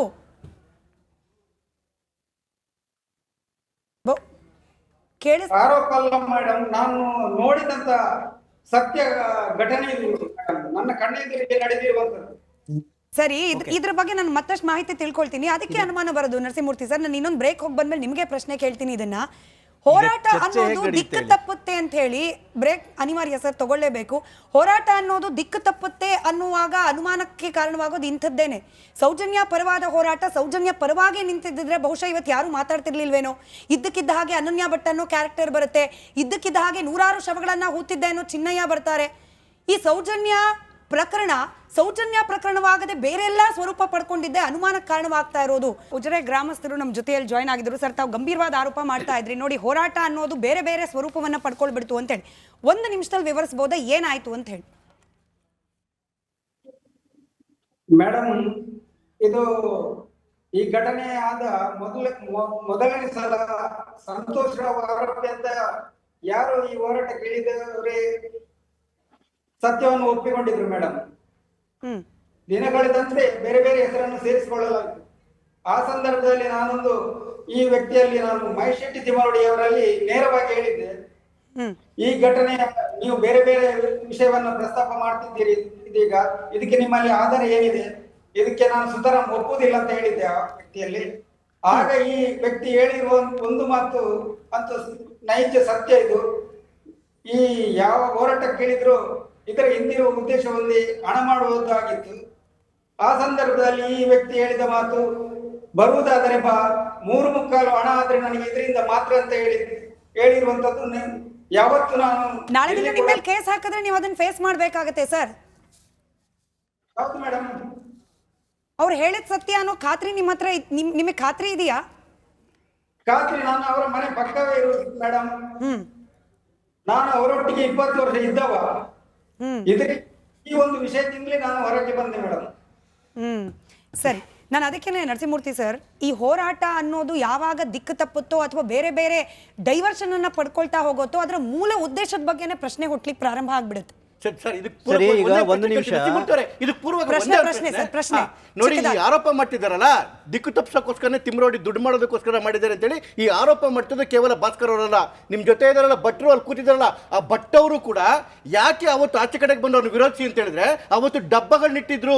ಆ ಡಬ್ಬದಲ್ಲಿ ಸುಮಾರು 25 ಲಕ್ಷ ಹಣ ಬಿದ್ದಿತ್ತು. ಅದರ ಲೆಕ್ಕ ಕೇಳಿದ್ರು, ಈ ಭಟ್ ಅವರು ಲೆಕ್ಕ ಕೇಳಿದ್ರು, ಲೆಕ್ಕ ಕೊಡ್ಲಿಲ್ಲ, ಭಟ್ ಅವ್ರನ್ನ ಆಚೆ ಓಡಿಸಿದ್ರು. ಇದು ನಿಜನೇ ಒಂದು ನಿಮಿಷ ಕೇಳಿಸ್ಕೊಳ್ಳಿ. ಈಗ ನಮಗೆ ಯಾವ್ಯಾವ ಹುಂಡಿಗೆ ಎಷ್ಟೆಷ್ಟು ದುಡ್ಡು ಬಿತ್ತು, ಈಗೆಲ್ಲ ಈ ಕ್ಯಾಂಪೇನ್ ನಡೆಸ್ತಾ ಇರೋರಿಗೆ ಯಾರ್ಯಾರಿಗೆ ಎಷ್ಟೆಷ್ಟು ಹಣ ಬಂದಿದೆ ಅನ್ನೋದು SIT ತನಿಖೆ ಮಾಡಲಿ, ಅವು ಹೊರಗಡೆ ಬರಲಿ, ಯಾರ್ಯಾರು ಬಂಡವಾಳ ಏನು ಅಂತ ಗೊತ್ತಾಗುತ್ತೆ. ಓಕೆ, ಆ ವಿಷಯ ಬಿಟ್ಬಿಡೋಣ. ಅದೇ ವಿಷಯ ಅದು ಮೇನ್ ಅಲ್ಲರೇ, ಕೇಳಿಸ್ಕೊಳ್ರಿ. ಜನ ಹೆಣ್ಣು ಮಕ್ಕಳು ಸತ್ತಿದ್ದಾರೆ, ಅದು ಮುಖ್ಯವಾದ ವಿಚಾರ. ಅವ್ರಿಗೆ ನ್ಯಾಯ ಸಿಗಬೇಕು ಅನ್ನೋದು ಮುಖ್ಯವಾದ ವಿಚಾರ. ನಿಮ್ಮ ಯಾರ್ಯಾರ ಹುಂಡಿಗೆ ಎಷ್ಟು ದುಡ್ಡು ಬಿತ್ತು ಅನ್ನೋದೆಲ್ಲ ಮುಖ್ಯವಾದ ವಿಚಾರ. ನಾವು ನಾಗರಿಕರಾಗಿ ಒಂದು ನಾಗರಿಕ ಸಮಾಜದಲ್ಲಿ ಒಂದು ಕಾನೂನು ಆಡಳಿತ, ಕೇಳಿಸ್ಕೊಳ್ರಿ, ಒಂದು ಕಾನೂನು ಆಡಳಿತ ಇರಬೇಕಾಗಿರ್ತಕ್ಕಂಥ ಒಂದು ಸರ್ಕಾರದ ಅಡಿಯಲ್ಲಿ ಒಂದು ಪ್ರಜಾಪ್ರಭುತ್ವ ವ್ಯವಸ್ಥೆಯಲ್ಲಿ ಬದುಕ್ತಾ ಇರೋರು ನಾವು. ನಮಗೆ ಆ ಅಮಾಯಕ ಸರಿ, ಅದನ್ನ ಕೇಳಿಸ್ಕೊಳ್ರಿ. ಅದು ನಮಗೆ ಮೂಲ ಅಲ್ಲ, ವಿಚಾರ. ಚಂದ್ರಶೇಖರ್ ಕೇಳಿಸ್ಕೊಳ್ರಿ. ಚಂದ್ರಶೇಖರ್ ಅವರೇ, ನೀವು- ಭಟ್ರು ಉತ್ತರ ಕೊಡ್ಲಿ ನೀವು ಅದಕ್ಕೆ, ಉದ್ದಕ್ಕೂ ಭಟ್ರು ಉತ್ತರ ಕೊಡ್ಲಿ ಅದಕ್ಕೆ, ಈಗ ನೀವೇನೇನು ನೀವು ಉತ್ತರ ಮುಂದುವರಿಸಿ. ಮಾಡಿದ್ರೆ ಅದೆಲ್ಲ ಗೊತ್ತಿದೆ. ನಿಲ್ಲಿಸಿ, ಈ ವಿಷಯ ಕೇಳಿ. Fact of the case. 2012 October 9ನೇ ತಾರೀಕು ಹುಡುಗಿ, ನಾನು ಫಾಸ್ಟಾಗಿ ಮುಗಿಸ್ಬಿಡ್ತೀನಿ. 2012 ಅಕ್ಟೋಬರ್ 9ನೇ ತಾರೀಕು ಸೌಜನ್ಯ ಎಂಬ ಹೆಣ್ಣುಮಗಳು ನಾಪತ್ತೆ ಆದ್ಲು. ಊರೆಲ್ಲ ಜನ ಸೇರ್ಕೊಂಡು 6 ಗಂಟೆ 6:30 ಆದಮೇಲೆ ಭಯ ಶುರುವಾಯಿತು. ಊರು ಜನ ಎಲ್ಲ ಸೇರ್ಕೊಂಡು ಹುಡುಕಾಡಿದ್ರು. ಆ ಗುಡ್ಡ ಪಟ್ಟ ಅಲ್ಲೇ ಪಕ್ಕದಲ್ಲೇ ಇದೆ. ನಾನು ಅಲ್ಲೇ ಇಡೀ ಏರಿಯಾ ಸುತ್ತಾಡಿದ್ದೀನಿ, ಆ ಹಳ್ಳಿಗಳು ಸುತ್ತಾಡಿದ್ದೀನಿ. ಸೊ ಅಲ್ಲೇ ಪಕ್ಕದಲ್ಲೇ ಇದೆ, ಆಯಿತಾ. ಪ್ರಕೃತಿ ಚಿಕಿತ್ಸಾಲಯದ ಎದುರುಗಡೆ ಸಣ್ಣ ಗುಡ್ಡ ಅಲ್ಲೇ ಇದೆ. ಅಲ್ಲೆಲ್ಲ ಜನ ಹುಡುಕಾಡಿದ್ರು. ಜನರಿಗೆ ಅನುಮಾನ ಆಯಿತು. ಆಗಾಗ ಅಲ್ಲಿ ಡೆಡ್ ಬಾಡಿಗಳು ಬೀಳ್ತಾ ಇದ್ವು ಅಂತ ಇತ್ತು. ಊರು ಜನ ಎಲ್ಲ ಸೇರಿ ಹುಡುಕಿದ್ರು. ಯಾವುದು ಏನೂ ಸಿಗಲಿಲ್ಲ. ನೆಕ್ಸ್ಟ್ ಪೊಲೀಸ್ ಕಂಪ್ಲೇಂಟ್ ಕೊಡಕ್ಕೆ ಹೋದ್ರು. ಪೊಲೀಸರು ಕಂಪ್ಲೇಂಟ್ ತಗೊಳ್ಳಿಲ್ಲ, ಸಬು ಬೀಳಿದ್ರು. ನಾಳೆ ನೋಡೋಣ ಅಂತ. ಕೇಳಿಸ್ಕೊಳ್ಳಿ, ಕೇಳಿಸ್ಕೊಳ್ಳಿ, ಕೇಳಿಸ್ಕೊಳ್ಳಿ. ಸುಳ್ಳು ಹೇಳ್ಬೇಕಾ? ಈ ಸುಳ್ಳು ಕಂಪ್ಲೇಂಟ್ ರಿಜಿಸ್ಟರ್ ಆಗುತ್ತೆ. ಅವ್ರೆ ಪೊಲೀಸ್ ಸ್ಟೇಷನ್ಗೆ ಎಷ್ಟೊತ್ತು ಹೋದ್ರು? ಎಷ್ಟು? 10:10ವರೆಗೆ. ಯಾರು ಹೋಗಿದ್ದು? ಕೇಳಿಸ್ಕೊಳ್ಳಿ ಸ್ವಾಮಿ. ಇನ್ಸ್ಪೆಕ್ಟರ್ ಅವತ್ತಿನ ದಿನ ರಾತ್ರಿ ನಾನು ಹೇಳ್ತೀನಿ. ಅವತ್ತು ರಾತ್ರಿನೇ ಬಂದಿದ್ದಾರೆ. ಕೇಳಿಸ್ಕೊಳ್ಳೋಣ. ಅಲ್ಲಿ ಫೇರ್ ಎಲ್ಲ ಇದ್ದಾರೆ. ಕೇಳಿಸ್ಕೊಳ್ಳಿ ಅಣ್ಣ. ಎಷ್ಟು ಸುಳ್ಳು ಹೇಳ್ತೀರಿ? ಕೇಳಿಸ್ಕೊಳ್ಳಿ. ಅವತ್ತು ರಾತ್ರಿನೇ ಕಂಪ್ಲೇಂಟ್ ಆಗಿತ್ತು. ಕೊಟ್ಟಿದ್ದಾರೆ ಅನ್ನೋದು, ಕೀರ್ತಿ ಕಂಪ್ಲೇಂಟ್ ಅವರು ಯಾವಾಗ ವಾದ ಆಯ್ತು? ಕೊಟ್ಟಿಲ್ಲ ಅನ್ನೋದು. ಇಲ್ಲ ಕೊಟ್ಟಿಲ್ಲ ಅಲ್ಲ. ಹಾ, ಕಂಪ್ಲೇಂಟ್ ಕೊಡ್ಲಿಕ್ಕೆ ಊರು ಜನ ಹೋದ್ರು. ದೊಡ್ಡ ಸಂಖ್ಯೆಯಲ್ಲಿ ಜನ ಸೇರಿದ್ರು. ಧರ್ಮಸ್ಥಳ ಇತಿಹಾಸ ಕಂಪ್ಲೇಂಟ್ ತಗೊಳ್ಳಿಕ್ಕೆ ಮೀನಾಮೇಷ ಎಣಿಸಿದ್ರು. ದೊಡ್ಡ ಸಂಖ್ಯೆಯಲ್ಲಿ 1000 ಗಟ್ಟಲೆ ಜನ ಸೇರಿದ್ರು. ಯಾಕೆಂದ್ರೆ ಅದು ಸ್ಪಾರ್ಕ್ ಆಯ್ತು. ಇಂಥ ಹುಡುಗಿ, ಆ ಹುಡುಗಿನ ಊರ್ ಜನ ನೋಡ್ತಾ ಇದ್ರಲ್ಲ ದಿವಸ ಬಸ್ ಸ್ಟಾಂಡ್ ಓಡಾಡೋದು. ನೆಕ್ಸ್ಟ್ ಡೇ ಸರ್ ಎಷ್ಟು ಸುಳ್ಳು ಹೇಳ್ತಾರೆ? ಸಂತೋಷ್ ರಾವ್ ಕರ್ಕೊಂಡ್ಬಂದು ಒಳಗಡೆ ಒಂದ್ ನಿಮಿಷ, ಅವ್ರು ಏನ್ ಹೇಳ್ತಿದ್ದಾರೆ ಕೇಳಿಸ್ಕೊಂಬಿಡಿ. ನರಸಿಂಹಮೂರ್ತಿ ಸರ್, ನಾನು ಒಂದು ಚಿಕ್ಕ ಮನವಿ. ಸೌಜನ್ಯ ಪ್ರಕರಣವನ್ನು ಒಳಗೊಂಡಂತೆ ಧರ್ಮಸ್ಥಳದ ವಿಚಾರವನ್ನ ನಾವು ಇನ್ ಡೀಟೇಲ್ ಆಗಿ 100 ಡಿಬೇಟ್ ಮಾಡ್ಬಿಡ್ತೀವಿ. ಹಾಗಾಗಿ ನಾವು ಮಾಡಿದೀವಿ. ಹಾಗಾಗಿ ಕ್ವಿಕ್ ಆಗಿ ಪಾಯಿಂಟ್ ಸತ್ಯ ಹೊರಗಡೆ ಬರುತ್ತೆ ಅನ್ನೋ ನೋವು ಇವ್ರಿಗೆ.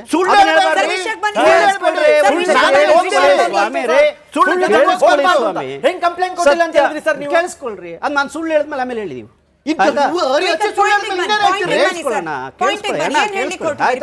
ಸೊ ಆಯ್ತಾ, ಬಹಳ ಒತ್ತಡದ ಮೇಲೆ 1000 ಜನ ಸೇರಿ ಗದ್ದಲ ಆಗುವ ಸಂದರ್ಭದಲ್ಲಿ ಒಂದು ಕಂಪ್ಲೇಂಟ್ ರಿಸೀವ್ ಮಾಡಿದ್ರು.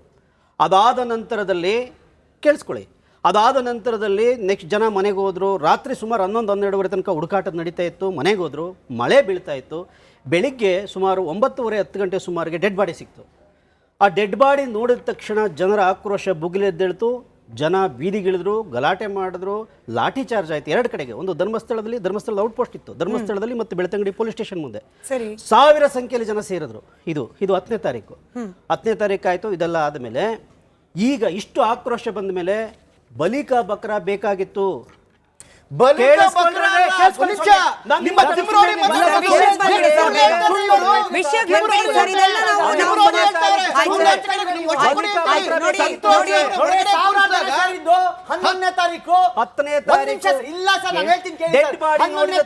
ಸಂತೋಷ್ ರಾವ್ನ ಬೆಳ್ತಂಗಡಿ ಪೊಲೀಸ್ ಸ್ಟೇಷನ್ ಕರ್ಕೊಂಡ್ ಬಂದಾಗ 1000 ಜನ ಸೇರಿದ್ರು.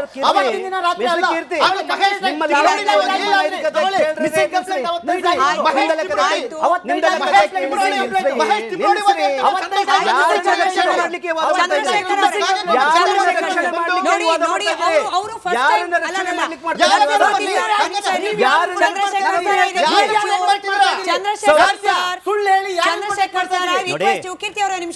ನರಸಿಂಹಮೂರ್ತಿ ಸರ್, ಇದೆಲ್ಲಾ ವಿಚಾರ ಚರ್ಚೆ ಬನ್ನಿ. ಸಂತೋಷ್ ರಾವ್ನ ಅರೆಸ್ಟ್ ಮಾಡಿದ್ ಯಾವಾಗ? 11ನೇ ತಾರೀಕು. ಯಾವಾಗ? 11ನೇ ತಾರೀಕು ಸಂಜೆ. ಹಿಡ್ಕೊಟ್ಟವ್ರು ಯಾರು? ರವಿ ಪೂಜಾರಿ, ಧೀರಜ್ ಜೈನ್, ಉದಯ್ ಜೈನ್, ಧೀರಜ್ ಕೆಲ್ಲಾ, ಆಮೇಲೆ ಜೊತೆಲಿ ಇನ್ನಿಬ್ರು. ಇದು ಮಾತ್ರ ಸತ್ಯ ಹೇಳಿದ್ರು. ಹೌದು, ಎಲ್ಲದೂ ಸತ್ಯ. ಎಲ್ಲ ಸತ್ಯ ಅಲ್ಲ.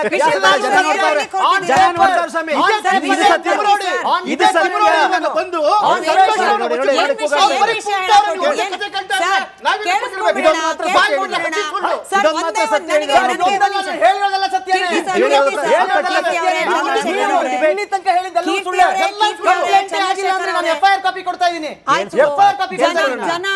ಜನ ಎಲ್ಲಾ ವಿಚಾರಗಳನ್ನ ಗಮನಿಸಿದ್ದಾರೆ, ಕೇಳಿದ್ದಾರೆ. ಹಾಗಾಗಿ ಅವ್ರು ಸುಳ್ಳು ಹೇಳಿದ್ರು ಕೂಡ ಜನ ಗೊತ್ತಾಗುತ್ತೆ.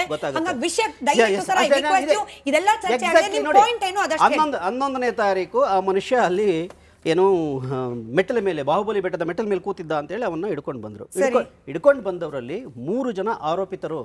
ಯಾರು? 1 ವರ್ಷ ಆದ್ಮೇಲೆ ಆರೋಪಿಗಳಾದವ್ರು ನೀವು ಹೇಳ್ತಾ ಇರೋದು?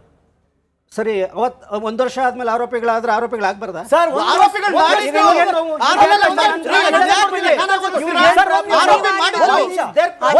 ನೀವು ಯಾರನ್ನು ರಕ್ಷಣೆ ಮಾಡ್ಲಿಕ್ಕೆ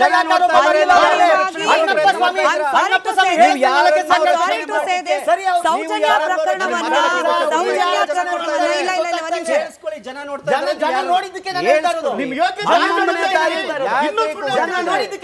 ಸುಳ್ಳು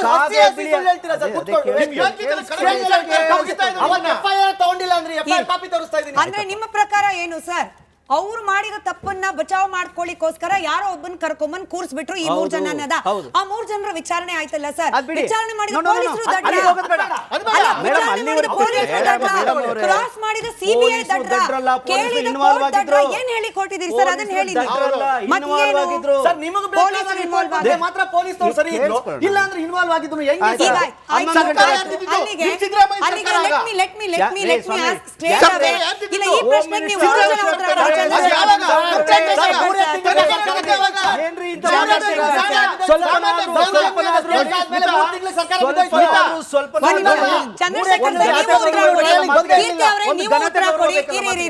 ದೊಡ್ಡಿಪಾಳ್ಯ ಸರಿಗೆ ನಾನು ಪ್ರಶ್ನೆ ಕೇಳ್ತೀನಿ, ನೀವೊಬ್ರು ಉತ್ತರ ಕೊಡಿ. ನೀವು ಪೊಲೀಸರು ಇನ್ವಾಲ್ವ್ ಆಗಿದ್ರು ಅಂತ ಹೇಳ್ತಿದ್ದೀರಿ ಸರ್.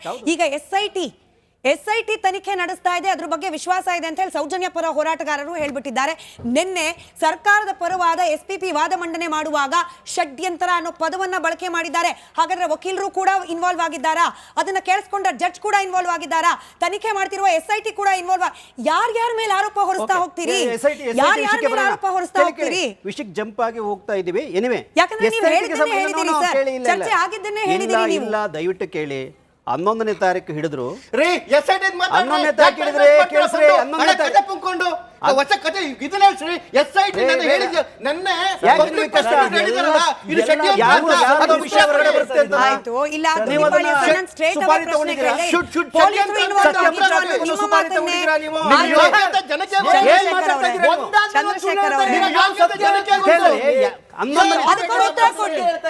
ಪ್ರಶ್ನೆ ಕೀರ್ತಿ ಅವರೇ ಉತ್ತರ ಕೊಟ್ಬಿಡ್ಲಿ. ಇವಾಗ SPP ವಾದ ಮಂಡನೆ ಮಾಡಿದ್ರ ಪ್ರಕಾರ ಇದೆಲ್ಲವೂ ಕೂಡ ಕಟ್ಟುಕತೆ. ನೂರಾರು ಸಾವಿರಾರು ಶವಗಳನ್ನ ಹೂತಾಕಿದ್ದು ಇದು ಕಟ್ಟುಕತೆ. ಅದರ ಜೊತೆಯಲ್ಲಿ ಹಿಂದೊಂದು ಷಡ್ಯಂತ್ರ ಇದೆ. ಹೇಳಿರೋದು ಮಾಧ್ಯಮಗಳು ಅಲ್ಲ, ಕೀರ್ತಿನೂ ಅಲ್ಲ, ಚಂದ್ರಶೇಖರ್ ಅಲ್ಲ, SPP. ಹಾಗಾದ್ರೆ SPP ಕೂಡ ಇನ್ವಾಲ್ವ್ ಆಗಿದ್ದಾರೆ ಅನ್ನೋ ಅನುಮಾನ ಬರುತ್ತಾ? ಇಲ್ಲ, ಈಗ ನಾವು ಬಹಳ ದೂರ ಜಂಪ್ ಆಗ್ಬಿಟ್ವಿ. ನಾನು SPP ಹೋಗೋದಿಲ್ಲ. ಹೇಳಿ, ಯಾಕೆ ಗೊತ್ತಾ?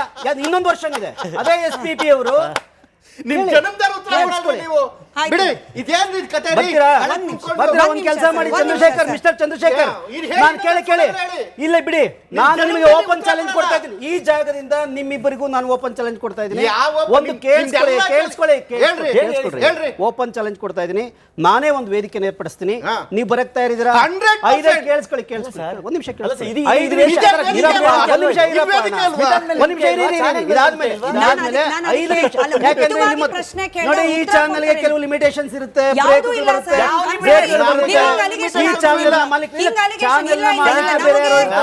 ನಮ್ಮಲ್ಲಿ ಯಾವುದು ರಿಸ್ಟ್ರಿಕ್ಷನ್ ಇಲ್ಲ.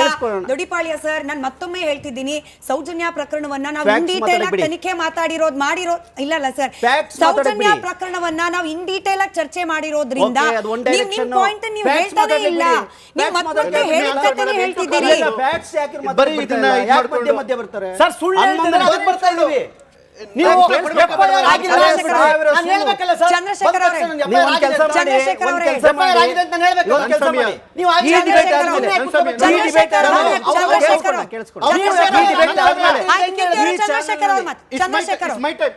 ಯಾಕೆ ಇದನ್ನ ಹುನ್ನಾರ ಅಂತ ಹೇಳ್ತು, ಷಡ್ಯಂತ್ರ ಅಂತ ಹೇಳ್ತು ಅಂತ ಹೇಳಿದ್ರೆ ಇವನ್ ಸರ್ಕಾರದ ವಕೀಲರು ಅಥವಾ ಅದಕ್ಕೆ ಮುಂಚೆ ಡೆಪ್ಟಿ ಚೀಫ್ ಮಿನಿಸ್ಟರ್ ಅಂತ ಹೇಳಿದ್ರೆ ನೀವು ಸೌಜನ್ಯ ಕೇಸನ್ನ ಫಾಲೋ ಮಾಡ್ಕೊಂಬನ್ನಿ, ಬೇರೆ ಕೇಸ್ಗಳನ್ನ ಫಾಲೋ ಮಾಡ್ಕೊಂಬನ್ನಿ. ಯಾವುದೇ ಕೇಸು, ಮಾವತನ್ ಕೇಸ್ ಆಗ್ಲಿ, ಪದ್ಮಲತಾ ಕೇಸ್ ಆಗ್ಲಿ ಅಥವಾ ಸೌಜನ್ಯ ಕೇಸ್ ಆಗ್ಲಿ, ಇವ್ರು ಯಾವಾಗ ಯಾವುದೋ ಒಬ್ಬರನ್ನ ಗುರಿ ಮಾಡ್ತಿದಾರಲ್ಲ, ಈ ಎಲ್ಲಾ ಕಂಪ್ಲೇಂಟ್ಗಳಾಗೋದು ವರ್ಷ, 2 ವರ್ಷ, 3 ವರ್ಷ ಆದ್ಮೇಲೆ. ಅಲ್ಲಿವರೆಗೂ ಅವ್ರ ಮನೆಯವ್ರಿಗೆ ಯಾರಿಗೂ ಅನುಮಾನ ಇರಲ್ಲ. ನ್ಯಾಯ ಖುಷಿಯಿಂದ ಅವ್ರ ಹತ್ರನೇ ಹೋಗಿರ್ತಾರೆ. ಅವರೇ ಸರ್ಕಾರಕ್ಕೆ CBI ತನಿಖೆ ಆಗಿದ್ದು ಪತ್ರ ಬರೆದಿರ್ತಾರೆ. ಆವಾಗ ಇವ್ರಿಗೆ ಅನುಮಾನ ಬರಲ್ಲ. 1 ವರ್ಷ, 2 ವರ್ಷ ಯಾವ್ದಾದ್ರು ಕೇಸ್ ನೋಡಿ, ಎಲ್ಲವೂ 1 ವರ್ಷ, 2 ವರ್ಷ, 3 ವರ್ಷ ಆದ್ಮೇಲೆ ಅನುಮಾನ ಬರುತ್ತೆ. ಮೊದಲನೇದು. ಎರಡನೇದು, ವಿಠಲ್ ಗೌಡ ಹೇಳ್ತಾರೆ, ಸಂತೋಷ್ ರಾವ್ ಅವ್ರನ್ನ ಆಚೆ ಕಡೆ ತಗೊಂಬರಕ್ಕೆ ಕೋಟಿ ಖರ್ಚು ಮಾಡಿದೀವಿ ಅಂತೇಳಿ. ಯಾರು ಪೊಲೀಸ್ ಇನ್ಸ್ಪೆಕ್ಟರ್ ಯೋಗೀಶ್ ನಾಯ್ಕ್ ಅವರ ಕ್ರಾಸ್ ಮಾಡೋ ಟೈಮಲ್ಲಿ ಪಬ್ಲಿಕ್ ಪ್ರಾಸಿಕ್ಯೂಟರ್ನ ಆಬ್ಸೆಂಟು, ಕ್ರಾಸೇ ನಡೆಯಲ್ಲ. ಏನು ಇವತ್ತು ಏನು ಹೈಕೋರ್ಟ್ ಹೇಳ್ತು ಅಂತ ಹೇಳಿದ್ರೆ, ಹೈಕೋರ್ಟ್ ಹೇಳ್ತಿರ್ತಕ್ಕಂಥದ್ದು ಪ್ರಾಸಿಕ್ಯೂಷನ್ ಫೇಲ್ಯೂರು, ಪ್ರಾಸಿಕ್ಯೂಷನ್ ಹೆಂಗೆ ಅಳ್ಳಾಯಿಸಿದ್ರು ಅಂತ ಹೇಳಿ. ಇದೇ ನೋಡಿ ಅಕ್ವಿಟಲ್ ಕಮಿಟಿ ಆಯ್ತಲ್ವಾ ಸ್ಮಿತಾ, ಅಕ್ವಿಟಲ್ ಕಮಿಟಿ ಆದಾಗ CBI ಹೇಳ್ತು ಯಾರು ತಪ್ಪು ಮಾಡಿದ ಹೆಲ್ತ್ ಡಿಪಾರ್ಟ್ಮೆಂಟ್ ನ ಎನ್ಕ್ವೈರಿ ಮಾಡಬೇಕಿತ್ತು, ಡಾಕ್ಟರ್ ರಶ್ಮಿ ಮತ್ತೆ ಡಾಕ್ಟರ್ ಅಡಮ್ನ ಹೆಲ್ತ್ ಎನ್ಕ್ವೈರಿ ಮಾಡ್ತಾ ಇಲ್ಲಿವರೆಗೂ ಎನ್ಕ್ವೈರಿ ಮಾಡಿದ್ದು ತನಿಖೆ ಪೂರ್ಣಗೊಳಿಸಿದ್ದಾರೆ, ಯಾರ ಮೇಲೂ ಆರೋಪನ ಮಾಡಲಿ ಯಾವುದು ಆಗೇ ಇಲ್ಲ. ನೆಕ್ಸ್ಟ್ ಪೊಲೀಸ್ ಆಫೀಸರ್ಗಳು ಯಾರು ತಪ್ಪು ಮಾಡಿದ್ರು ಅದನ್ನ ಎನ್ಕ್ವೈರಿ ಮಾಡ್ತು, ಇಲ್ಲಿವರೆಗೂ ಒಬ್ಬನೇ ಒಬ್ಬ ಪೊಲೀಸ್ ಅಧಿಕಾರಿಯ ತನಿಖೆನೇ ಶುರುವಾಗಿಲ್ಲ. ಇಡೀ ಅಕ್ವಿಟಲ್ ಕಮಿಟಿನ ಹಳ್ಳಾಡಿಸ್ಬಿಟ್ಟಿದ್ದಾರೆ. ಮತ್ತೆ ಇನ್ನೊಂದು ಮಾತು ಹೇಳ್ತೀನಿ, ಇವ್ರು ಹೇಳಿದ್ರು ನಿಮ್ಮ ಸರ್ಕಾರ ಅಂತೇಳಿ. ಸೌಜನ್ಯ ತೀರೋದಾಗ ಕಂಪ್ಲೇಂಟ್ ಮಾತ್ರ ನಮ್ಮ ಬಿಜೆಪಿ ಸರ್ಕಾರದಲ್ಲಾಗಿದ್ದು, ಇಡೀ ತನಿಖೆ ಯಾಕೆ ಇದ್ದಿದ್ದೇ 3 ತಿಂಗಳು, ಇಡೀ ತನಿಖೆ ನಡೆದಿದ್ದು ಯಾವುದು ಸಿದ್ದರಾಮಯ್ಯ ಸರ್ಕಾರದಲ್ಲಿ. ಇವ್ರು ಹೇಳ್ತಿರ್ತಕ್ಕಂಥ ಅಷ್ಟು ಆರೋಪಗಳು ಸರ್ಕಾರ ಹೆಚ್ಚು ಕಡಿಮೆ ಮಾಡಿದ್ರೆ ಇವರ ಸಿದ್ದರಾಮಯ್ಯ ಮಾಡಿರ್ತಕ್ಕಂಥದ್ದು. ಜೊತೆಗೆ CBI ತನಿಖೆ ಪತ್ರ ಬರೆದಿದ್ದು ವೀರೇಂದ್ರ ಹೆಗಡೆ ಅವರು ಯಾಕೆ ಪತ್ರ ಬರೆದ್ರು, ಯಾವ್ಯಾವ ರೀತಿ ಹಳ್ಳಾಯಿಸಿದ್ರು.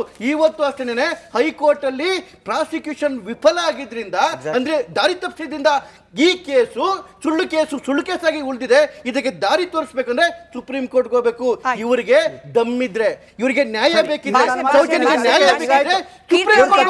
ಇಲ್ಲಿ ಕತೆ ಎಲ್ಲ ಮುಗಿತು. ಬಂದೆ ಸರ್. ಕೀರ್ತಿ ಅವರೇ, ಚಿನ್ನಯ್ಯ ಅನ್ನೋ ವ್ಯಕ್ತಿಯನ್ನ ಕರೆದುಕೊಂಡು ಬಂದು ಚಿನ್ನಯ್ಯನ ಮೂಲಕ ಅಷ್ಟೂ ಹೆಣ್ಣು ಮಕ್ಕಳಿಗೆ ನ್ಯಾಯ ಕೊಡಿಸ್ತೀವಿ ಅಂದ್ರು. ಚಿನ್ನಯ್ಯನ ವಿರುದ್ಧವಾಗಿ ಈಗ ಹೇಳ್ತಿದ್ದಾರೆ, ಆತ ಸುಳ್ಳು ಹೇಳ್ತಿದ್ದಾನೆ, ಒತ್ತಡಕ್ಕೊಳಗಾಗಿದ್ದಾನೆ, ಇತ್ಯಾದಿ ಇತ್ಯಾದಿ. ಸುಜಾತಾ ಭಟ್ ಅನ್ನೋ ಒಂದು ವೃದ್ಧೆಯನ್ನ ಕರ್ಕೊಂಡು ಬಂದ್ರು, ಆಕೆಯ ಮಗಳು ಅಂದ್ರು. ಇಡೀ ಕರ್ನಾಟಕ ನಂಬ್ತು ಅದನ್ನ. ಈಗ ಆಕೆ ಸುಳ್ಳು ಹೇಳ್ತಿದ್ದಾಳೆ, ನಮಗೂ ಇದಕ್ಕೂ ಸಂಬಂಧ ಇಲ್ಲ ಅಂತ ಹೇಳಿ. ಸೌಜನ್ಯ ಪ್ರಕರಣವನ್ನ ಇನ್ ಡೀಟೇಲ್ ಆಗಿ ನಾವು ಕೂಡ ಚರ್ಚೆ ಮಾಡಿ, ನನಗೆ ಗೊತ್ತಿರೋ ಹಾಗೆ ಕನ್ನಡದ ಎಲ್ಲಾ ಮಾಧ್ಯಮದಲ್ಲೂ ಸುದ್ದಿ ಪ್ರಸಾರ ಮಾಡಿ, ಇಲ್ಲಿ ಅನೇಕ ಎಕ್ಸ್ಪರ್ಟ್ಗಳನ್ನ ಕರೆಸಿ ಚರ್ಚೆ ಮಾಡಿದ್ರು ಕೂಡ ಇಲ್ಲ, ಇದು ಯಾವುದು ಕೂಡ ಸತ್ಯ ಅಲ್ಲ. ಸತ್ಯ ಯಾವುದು ಹಾಗಾದ್ರೆ? SIT ತನಿಖೆ ಸುಳ್ಳ, SPP ವಾದ ಸುಳ್ಳ, CBI ರಿಪೋರ್ಟ್ ಸುಳ್ಳ, ಹೈಕೋರ್ಟ್ನ ಜಡ್ಜ್ಮೆಂಟ್ ಸುಳ್ಳ? ಹಾಗಾದ್ರೆ ಯಾವ್ದು ಸತ್ಯ? ಜನಕ್ಕೆ ಯಾವ್ದು ಸತ್ಯ ಯಾವುದು ಅಂತಂದ್ರೆ, ಅವತ್ತು USA ಇಂದ 7,000 ಕಿಲೋಮೀಟರ್ ಹೆಲಿಕಾಪ್ಟರ್ ಬಂದ ಅನ್ನೋದು ಇವ್ರಿಗೆ ಸತ್ಯ. ಅವತ್ತು ಬಂದಲ್ಲ ಆಟೋದ್ರ ಹತ್ರ ಗಲಾಟೆ ಮಾಡ್ದ ಅನ್ನೋದು ಸತ್ಯ. ನಿಶ್ಚಲ್ ಜೈನು ಅದ್ರಲ್ಲಿ 100% ಮಾಡಿದಾನೆ ಅಂತ ಇವ್ರು ಹೇಳ್ತಾರಲ್ಲ, ಅದನ್ನ ನಾವು ಒಪ್ಕೋಬೇಕು ಅನ್ನೋದು ಇವ್ರ ಸತ್ಯ. ಇವ್ರಿಗೆ ಬೇಕಾಗಿರೋದು ಹಂಗ್ ಬರ್ಬೇಕು ತೀರ್ಪು. ನೋಡಿ, ಫಸ್ಟ್ ನಿಶ್ಚಲ್ ಮೇಲೆ ಹೋಗ್ತಾರೆ, ಆಮೇಲೆ ಅವ್ರ ತಂದೆ ಮೇಲೆ ಹೋಗ್ತಾರೆ, ಆಮೇಲೆ ಸ್ಟ್ರೈಟ್ ಅವೇ ಕಾವಂದ್ರ ಮೇಲೆ ಬರ್ತಾರೆ. ಅಂದ್ರೆ ಇವ್ರು ಎಷ್ಟು ನೀಟಾಗಿ ಪ್ಲಾನ್ ಮಾಡ್ತಾರೆ ಅಂದ್ರೆ, ಸೌಜನ್ಯ ಅನ್ನೋ ಒಂದು ಹೆಣ್ಮಕ್ಳನ್ನ ಸಾವಿಗೆ ಅವಳ ಶೋಲ್ಡರ್ ಮೇಲೆ ಒಂದು ಗನ್ ಇಟ್ಟು ನೀಟಾಗಿ ಧರ್ಮಸ್ಥಳದ ಕಡೆ ಫೈರ್ ಮಾಡ್ಕೊಂಡು ನಿಂತ್ಕೋತಾರೆ. ನಾವೇನ್ ಕೇಳ್ತಾ ಇದೀವಿ, ಆಯ್ತಪ್ಪ ನೀವು ಇಷ್ಟೆಲ್ಲ ಹೇಳ್ತಾ ಇದೀರಿ, ಇಷ್ಟು ವರ್ಷಗಳಿಂದ ಜೋಬಲ್ಲಿದೆ, ನೋಡ್ದವ್ರಿದ್ದಾರೆ, ದೆಹಲಿ ಪೊಲೀಸರು ದಂಗಾಗಿ ಹೋದ ವಿಡಿಯೋ ಇದೆ, ಯಾಕ್ರಪ್ಪ ಅದನ್ನ ಹಿಡ್ಕೊಂಡು ಅವ್ರ ಅಮ್ಮನ್ ಕರ್ಕೊಂಡು ನೀವು ಹೋಗೋದಕ್ಕೆ ನ್ಯಾಯ ಕೇಳಬಾರ್ದು ಅಂತ ಕೇಳಿದ್ರೆ ನಾವು ಕೆಟ್ಟವ್ರು, ನಾವು ಸರಿ ಇಲ್ಲ, ನಾವು ಸುಳ್ಳು ಹೇಳ್ತೀವಿ. ಇಲ್ಲಿ ಕುತ್ಕೊಂಡು ಬರೀ ಏನು ಬೇರೆ ಬೇರೆ ಸುಳ್ಳುಗಳು ಹೇಳ್ಬಿಟ್ರೆ ಇಲ್ಲ ಸತ್ಯ ಹೊರಗೆ ಬರುತ್ತೆ ಅಂತ ನಿಮ್ಗೆ ಭಯ ಆಗುತ್ತೆ. ಯಾವ ಭಯ ಇಲ್ಲದೆ ಇರೋದಕ್ಕೆ ಪ್ರತಿದಿನ ಬಂದು ಕೂರ್ತೀವಿ. ನೀವು ಕರೆದ್ರೆ ಬಂದು, ಯಾಕೆ ಅವ್ರ ಕಡೆ ಯಾಕೆ ಬಂದು ಕೂರಲ್ಲ? ಯಾಕೆ ನಾವ್ ಎಷ್ಟು ಸಲ ಹೇಳಿದ್ವಿ, ಕರ್ಸ್ರಿ ಗಿರೀಶ್ ಮಠಣ್ಣನವ್ರನ್ನ, ಕರ್ಸ್ರಿ ಸಮೀರ್ನ, ನಾವು ಮಾತಾಡ್ತೀವಿ ಅಂತಂದ್ವಿ, ಯಾಕೆ ಬರಲ್ಲ? ನಾವು ಕುತ್ಕೊಂಡು ಇದೇ ವೇದಿಕೆಯಲ್ಲಿ ಇಲ್ಲೇ ಕುತ್ಕೊಂಡು ಎಷ್ಟು ಸಲ ಮಾತಾಡಿದೀವಿ, ಧೈರ್ಯವಾಗಿ ಮಾತಾಡ್ತೀವಿ, ಇವತ್ತು ಮಾತಾಡ್ತೀವಿ, ನಾಳೆನೂ ಕರೀರಿ, ನಾಳೆನೂ ಮಾತಾಡ್ತೀವಿ. ನೀವು ಮಹಾಭಾರತ ಮಾಡ್ಬೇಕಾದ್ರೆ 50% ಪಾಸಿಟಿವ್ 50% ನೆಗೆಟಿವ್ ಇರ್ತಾರೆ ಅಂತಂದಕ್ಕೆ 100% ನೆಗೆಟಿವ್ ಕರ್ಸಿ ಎಲ್ಲ ಪ್ರಶ್ನೆಗೆ ಉತ್ತರ ಕೊಡ್ತೀವಿ ಅಂತಂದ್ವಿ. ಯಾಕೆ? ಇದೇ ನಮ್ಮ ಹತ್ರ ಆನ್ಸರ್, ಅದು ಕೊಡ್ತೀವಿ ಅಂತ ಹೇಳ್ತಾ ಇದೀವಿ. ಸುಳ್ಳು ಒಂದ್ ವೇದಿಕೆಯಲ್ಲಿ ನಿಂತ್ಕೊಂಡು ಏನಾಗುತ್ತೆ, ನಾಳೆ ಅಷ್ಟೇ ಕಟ್ಟಾಗುತ್ತೆ, ಮಾಡ್ತಾರೆ. ನಿಮಗೆ ನಾನು ಶುರುವಲ್ಲಿ 11 ನಿಮಿಷ ಪೂರ್ತಿ ನಿಮಗೆ ವಿಷಯ ಮಾತಾಡಿ ಮತ್ತೆ ಚೆಕ್ ಮಾಡೋಣ. 11 ನಿಮಿಷ ಇಲ್ಲ ಮೇಡಮ್, ಇಲ್ಲ ಸ್ಮಿತಾ ಅವರೇ ಈಗ ಹೇಳ್ಬೇಡಿ, ನಾವು ಚೆಕ್ ಮಾಡೋಣ. ನೋಡಿ ಈ ಶೋ ಮುಗಿದ ಮೇಲೆ ಚೆಕ್ ಮಾಡೋಣ ಯಾರ್ಯಾರಿಗೆ ಎಷ್ಟು ಟೈಮು ಏನ್ ನಡೀತದೆ ಸ್ಟೋರಿ ಅಂತ. ಸರ್ ಇಲ್ಲ ನರಸಿಂಹಮೂರ್ತಿ ಸರ್, ನಾನು ಇವಾಗ ಒಂದು ನೇರವಾಗಿ ಪ್ರಶ್ನೆ ಕೇಳ್ಬಿಡ್ತೀನಿ. ನೋಡಿ, ವಿಠ್ಠಲ ಗೌಡ್ರ ನನಗೆ I don't want Vittal Gowda, ನಾನು ಹೇಳ್ತೀನಿ ಮೇಡಮ್ ಕೇಳಿ, ನಿಮಗೆ ಬೇಕಾದ ರೀತಿಯಲ್ಲಿ ಚರ್ಚೆ ಮಾಡ್ಲಿಕ್ಕೆ, ನಿಮಗೆ ಬೇಕಾದ ರೀತಿಯಲ್ಲಿ ಕೇಳಿ ಮೇಡಮ್, ನನಗೆ ಸತ್ಯ ಬೇಕು, ನನಗೆ ನ್ಯಾಯ ಬೇಕು. ಯಾವುದು ಸತ್ಯ? ನೀವು ಒಂದು ನಿಮಿಷ ಸ್ಮಿತಾ ಕೇಳಿ, ಒಂದು ನಿಮಿಷ ಸ್ಮಿತಾ ಅವರೇ ಕೇಳಿ. ಈಗ ಚಂದ್ರಶೇಖರ್ ಮಾನ್ಯ ಬಿಜೆಪಿ ವಕ್ತಾರರು ಈಗಷ್ಟೇ ಹೇಳಿದ್ರು 3 ತಿಂಗಳಷ್ಟೇ ನಮ್ಮ ಸರ್ಕಾರ ಅಂತ. ಅಕ್ಟೋಬರ್ 2012ರಿಂದ ಮೇ 2013ರವರೆಗೆ 3 ತಿಂಗಳು ಅನ್ನೋದು ನನಗೆ ಇವಾಗ ಗೊತ್ತಾಯ್ತು. ಜನ ಎಲ್ಲ ನೀವು ಗಮನಿಸ್ತಾ ಇದ್ರಿ, ಕೇಳಿಸ್ಕೊಳ್ಳಿ. ಆಯ್ತಾ? ಏನ್ ಮಾತಾಡ್ತೀವಿ, ಏನ್ರಿ ಮಾತಾಡ್ತೀವಿ, ತನಿಖೆದ ನೆಕ್ಸ್ಟ್ ಸೆಕೆಂಡ್ ಶುರುವಾಗುತ್ತೆ. ಕೇಳಿಸ್ಕೊಳ್ರಿ, ಏನು ನಾಟಕ ಮಾಡ್ತೀರಿ, ಯಾವ ನಾಟಕ ಮಾಡ್ತೀರಿ ಸ್ವಾಮಿ?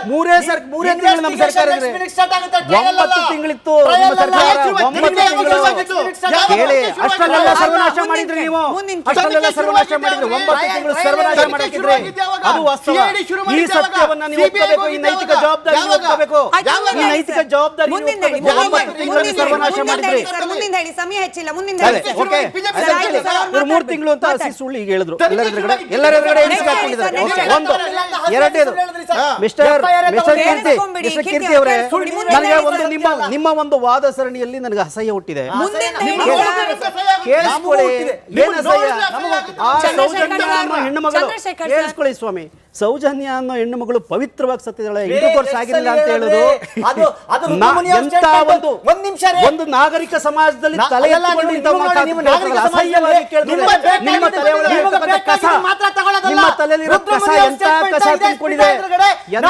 ಕಸ ತುಂಬಿಕೊಂಡಿದೆ ಆ ವಾದಗಳನ್ನ ನಾನು ಮುಂದೆ ಹೇಳ್ಬೇಡಿ ಅಂತ ವಾದಗಳನ್ನ ನಾನು ಮುಂದೆ ಹೇಳ್ಬೇಡಿ ಇಂಥ ಒಂದು ಅಸಹ್ಯಕರವಾದಂತ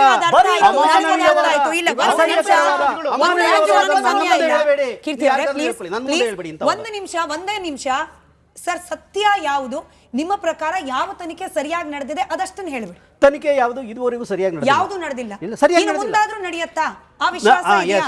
ಈಗ ಪ್ರಾಬ್ಲಮ್ ಇರೋದೇನಪ್ಪ ಅಂದ್ರೆ ಈಗ SIT ಫಾರ್ಮ್ ಆಗಿದೆ. SITಯ ಚೀಫ್ ಮೊಹಂತಿ ಅವ್ರ ಬಗ್ಗೆ ಬಹಳ ವಿಶೇಷವಾದ ಅಭಿಮಾನ ಮತ್ತು ವಿಶ್ವಾಸ ಇದೆ. ಅವರು ದಕ್ಷ ಅಧಿಕಾರಿ, ಪ್ರಾಮಾಣಿಕ ಅಧಿಕಾರಿ ಅಂತ. ಅವ್ರ ವಿರುದ್ಧ ಯಾಕೆ ಅಲ್ಲಬಲ್ಲ ಎಬ್ಬಿಸ್ತಾರೆ ಅಂದ್ರೆ ಇವ್ರ ಫೋನ್ಗಳು ಅವ್ರು ತೆಗೆಯಲ್ಲ, ಇವ್ರ ಪ್ರೆಷರ್ಗೆ ಅವ್ರು ಈಲ್ಡ್ ಆಗಲ್ಲ, ಅವ್ರದೇ ದಾರಿಯಲ್ಲಿ ಅವ್ರು ಹೋಗ್ತಾರೆ. ನಾನು ಹೇಳ್ತಾ ಇದ್ದೀನಲ್ಲ ಅದನ್ನ ನಾನು ಹೇಳ್ತಾ ಇದ್ದೀನಿ. ಸೊ ಕೇಳಿ, ಹಾಗಾಗಿ ಆ ಪ್ರೆಷರ್ಗೆ ಅವ್ರು ಈಲ್ಡ್ ಆಗಲ್ಲ, ಇವ್ರಿಗದು ಸಂಕಟ. ಇವ್ರಿಗೆ ಮಾಮೂಲಿಯಾಗೆಲ್ಲ ಈಲ್ಡ್ ಆಗೋರಾಗಿದ್ರೆ ಇವ್ರು SIT ಬಗ್ಗೆ ಮಾತಾಡ್ತಾರಲ್ಲ, ಮುಗ್ದ್ಬಿಡ್ಲಿ ಅದು ಒಂದು ನಾಟಕ ಅಂತ ಅಂದ್ಬಿಡೋರು.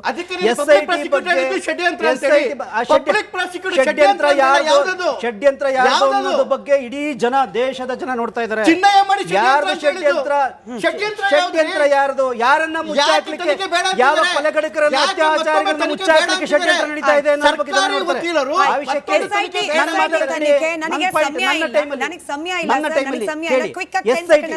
SIT ಬಗ್ಗೆ ಇಡೀ ಜನ ವಿಶ್ವಾಸ ವ್ಯಕ್ತಪಡಿಸ್ತಾರೆ, ನಾಡಿನ ಜನ ವಿಶ್ವಾಸ ಇಟ್ಟಿದ್ದಾರೆ. ಇದು ಅಪರೂಪ ಈ ಥರದ ಜನ ಬೆಂಬಲ ವ್ಯಕ್ತ ಆಗೋದು. ಯಾಕೆಂದರೆ ಪ್ರಜ್ವಲ್ ಕೇಸಲ್ಲೂ ಕೂಡ ಅವರ ಪಾತ್ರ ಏನು ನಿರ್ವಹಿಸಿದ್ದವ್ರು ನೋಡಿದರೆ, ಇಡೀ ಕರ್ನಾಟಕದಲ್ಲಿ ಅವರು ಡ್ಯೂಟಿ ಮಾಡಿದ್ದನ್ನ ನಾವೆಲ್ಲ ನೋಡಿದ್ವಿ. ದಕ್ಷ, ಪ್ರಾಮಾಣಿಕ, ಈ ಪೊಲಿಟಿಕಲ್ ಪ್ರೆಷರ್, ಈ ಡ್ರಾಮಾಗಳಿಗೆ ಅವರು ಇನ್ವಾಲ್ವ್ ಆಗಲ್ಲ, ಅವರು ತಲೆ ಕೊಡಲ್ಲ. ಸೊ ಹಾಗಾಗಿ ಅಂಥ ಪ್ರಾಮಾಣಿಕ ನಿಷ್ಠರು ಅಧಿಕಾರಿ ಇರೋದ್ರಿಂದ ನ್ಯಾಯ ಸಿಗ್ಬೋದು ಅನ್ನೋ ಒಂದು ವಿಶ್ವಾಸ ಇದೆ. ಆದ್ರಿಂದ ಅದು ಯಾವುದೋ ಒಂದು ಡೈರೆಕ್ಷನ್ಗೆ ಹೋಗ್ತಾ ಇದೆ. ಸೊ ಅದು ಇವರಿಗೆ ಸಂಕಟ, ಹಾಗಾಗಿ ಅದರ ವಿರುದ್ಧವಾಗಿ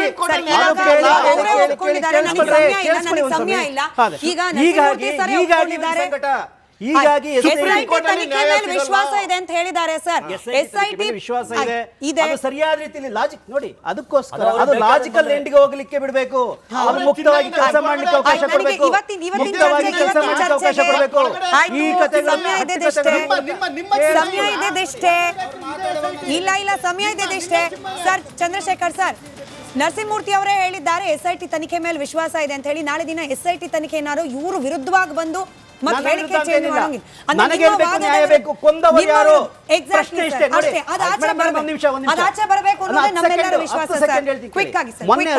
ತಾರೀಕು ಬೆಂಗಳೂರಿನ ಗಾಂಧಿ ಭವನದಲ್ಲಿ ಮಹಿಳೆಯರೇ ಸೇರಿ ಒಂದು ಕಾರ್ಯಕ್ರಮ ಏರ್ಪಡಿಸಿದ್ರು. ಆ ಕಾರ್ಯಕ್ರಮದ ಬ್ಯಾನರ್ ಏನು, ನಿಮ್ಮ ರಾಜಕೀಯ ಷಡ್ಯಂತ್ರ ಅದು ಇದೆಲ್ಲ ಬಿಟ್ಬಿಡಿ, ನಮಗದು ಅಗತ್ಯ ಇಲ್ಲ, ನಾವು ವಿ ಆರ್ ನಾಟ್ ಇಂಟ್ರೆಸ್ಟೆಡ್. ಕೊಂದವರು ಯಾರು ಬ್ಯಾನರ್ ಅಲ್ಲಿ ಕಟ್ಟಿದ್ರು. Who killed the women in Dharmasthala, the question. ಆ ಹೆಣ್ಮಕ್ಳು ಸತ್ರಲ್ಲ, ಅದನ್ನೇ ಪಬ್ಲಿಕ್ ಪ್ರಾಸಿಕ್ಯೂಟರ್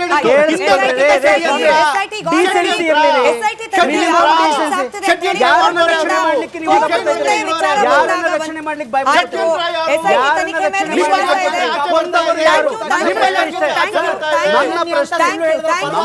ಎಲ್ಲರಿಗೂ ಥ್ಯಾಂಕ್ ಯು. SIT ತನಿಖೆ ಮೇಲೆ ವಿಶ್ವಾಸ ಇದೆ ಅಂತ ಹೇಳಿದ್ದಾರೆ. SIT ತನಿಖೆ ಯಾವುದೇ ರೀತಿಯಲ್ಲಿ ಸಾಗಿದ್ರೂ ಕೂಡ ಅದನ್ನ ಒಪ್ಕೊಳ್ಬೇಕಾಗತ್ತೆ. ಆನ್ ರೆಕಾರ್ಡ್ SIT ತನಿಖೆಯನ್ನು ಸ್ವಾಗತಿಸಿದ್ದಾರೆ, ಒಪ್ಕೊಂಡಿದ್ದಾರೆ. ಕಾದ್ ನೋಡೋಣ, SIT ತನಿಖೆ ಪೂರ್ತಿಯಾಗಲಿ, ಚರ್ಚೆ ಮುಂದುವರಿಯುತ್ತೆ. ಇವತ್ತಿನ ಚರ್ಚೆಗೆ ಸಮಯ ಆಗಿದ್ದಷ್ಟೇ. ಧನ್ಯವಾದ ವೀಕ್ಷಿಸೋದಕ್ಕೆ, ಹಾಗೆ ಧನ್ಯವಾದ ಎಲ್ರಿಗೂ ಕಾರ್ಯಕ್ರಮದಲ್ಲಿ ಭಾಗಿಯಾಗಿದ್ದಕ್ಕೆ. ನೋಡ್ತಾ ಇರಿ ರಿಪಬ್ಲಿಕ್ ಕನ್ನಡ, ಇದು ನಿಮ್ಮ ಧ್ವನಿ. MDS ದಮ್ ಆಲು, ನಾಲ್ ತಡ್ಕ ಮತ್ತು ಮಶ್ರೂಮ್ ಮಸಾಲೆ. MDS ನಿಂದ ಊಟ ಪ್ರತಿ ಸಲ ಸ್ವಾದಿಷ್ಟಕರ. MDH ಯಾವಾಗ್ಲೂ ನಿಮ್ಗೆ ಹೊಸ ರುಚಿ ನೀಡಲು ಪ್ರತಿಬದ್ಧವಾಗಿದೆ.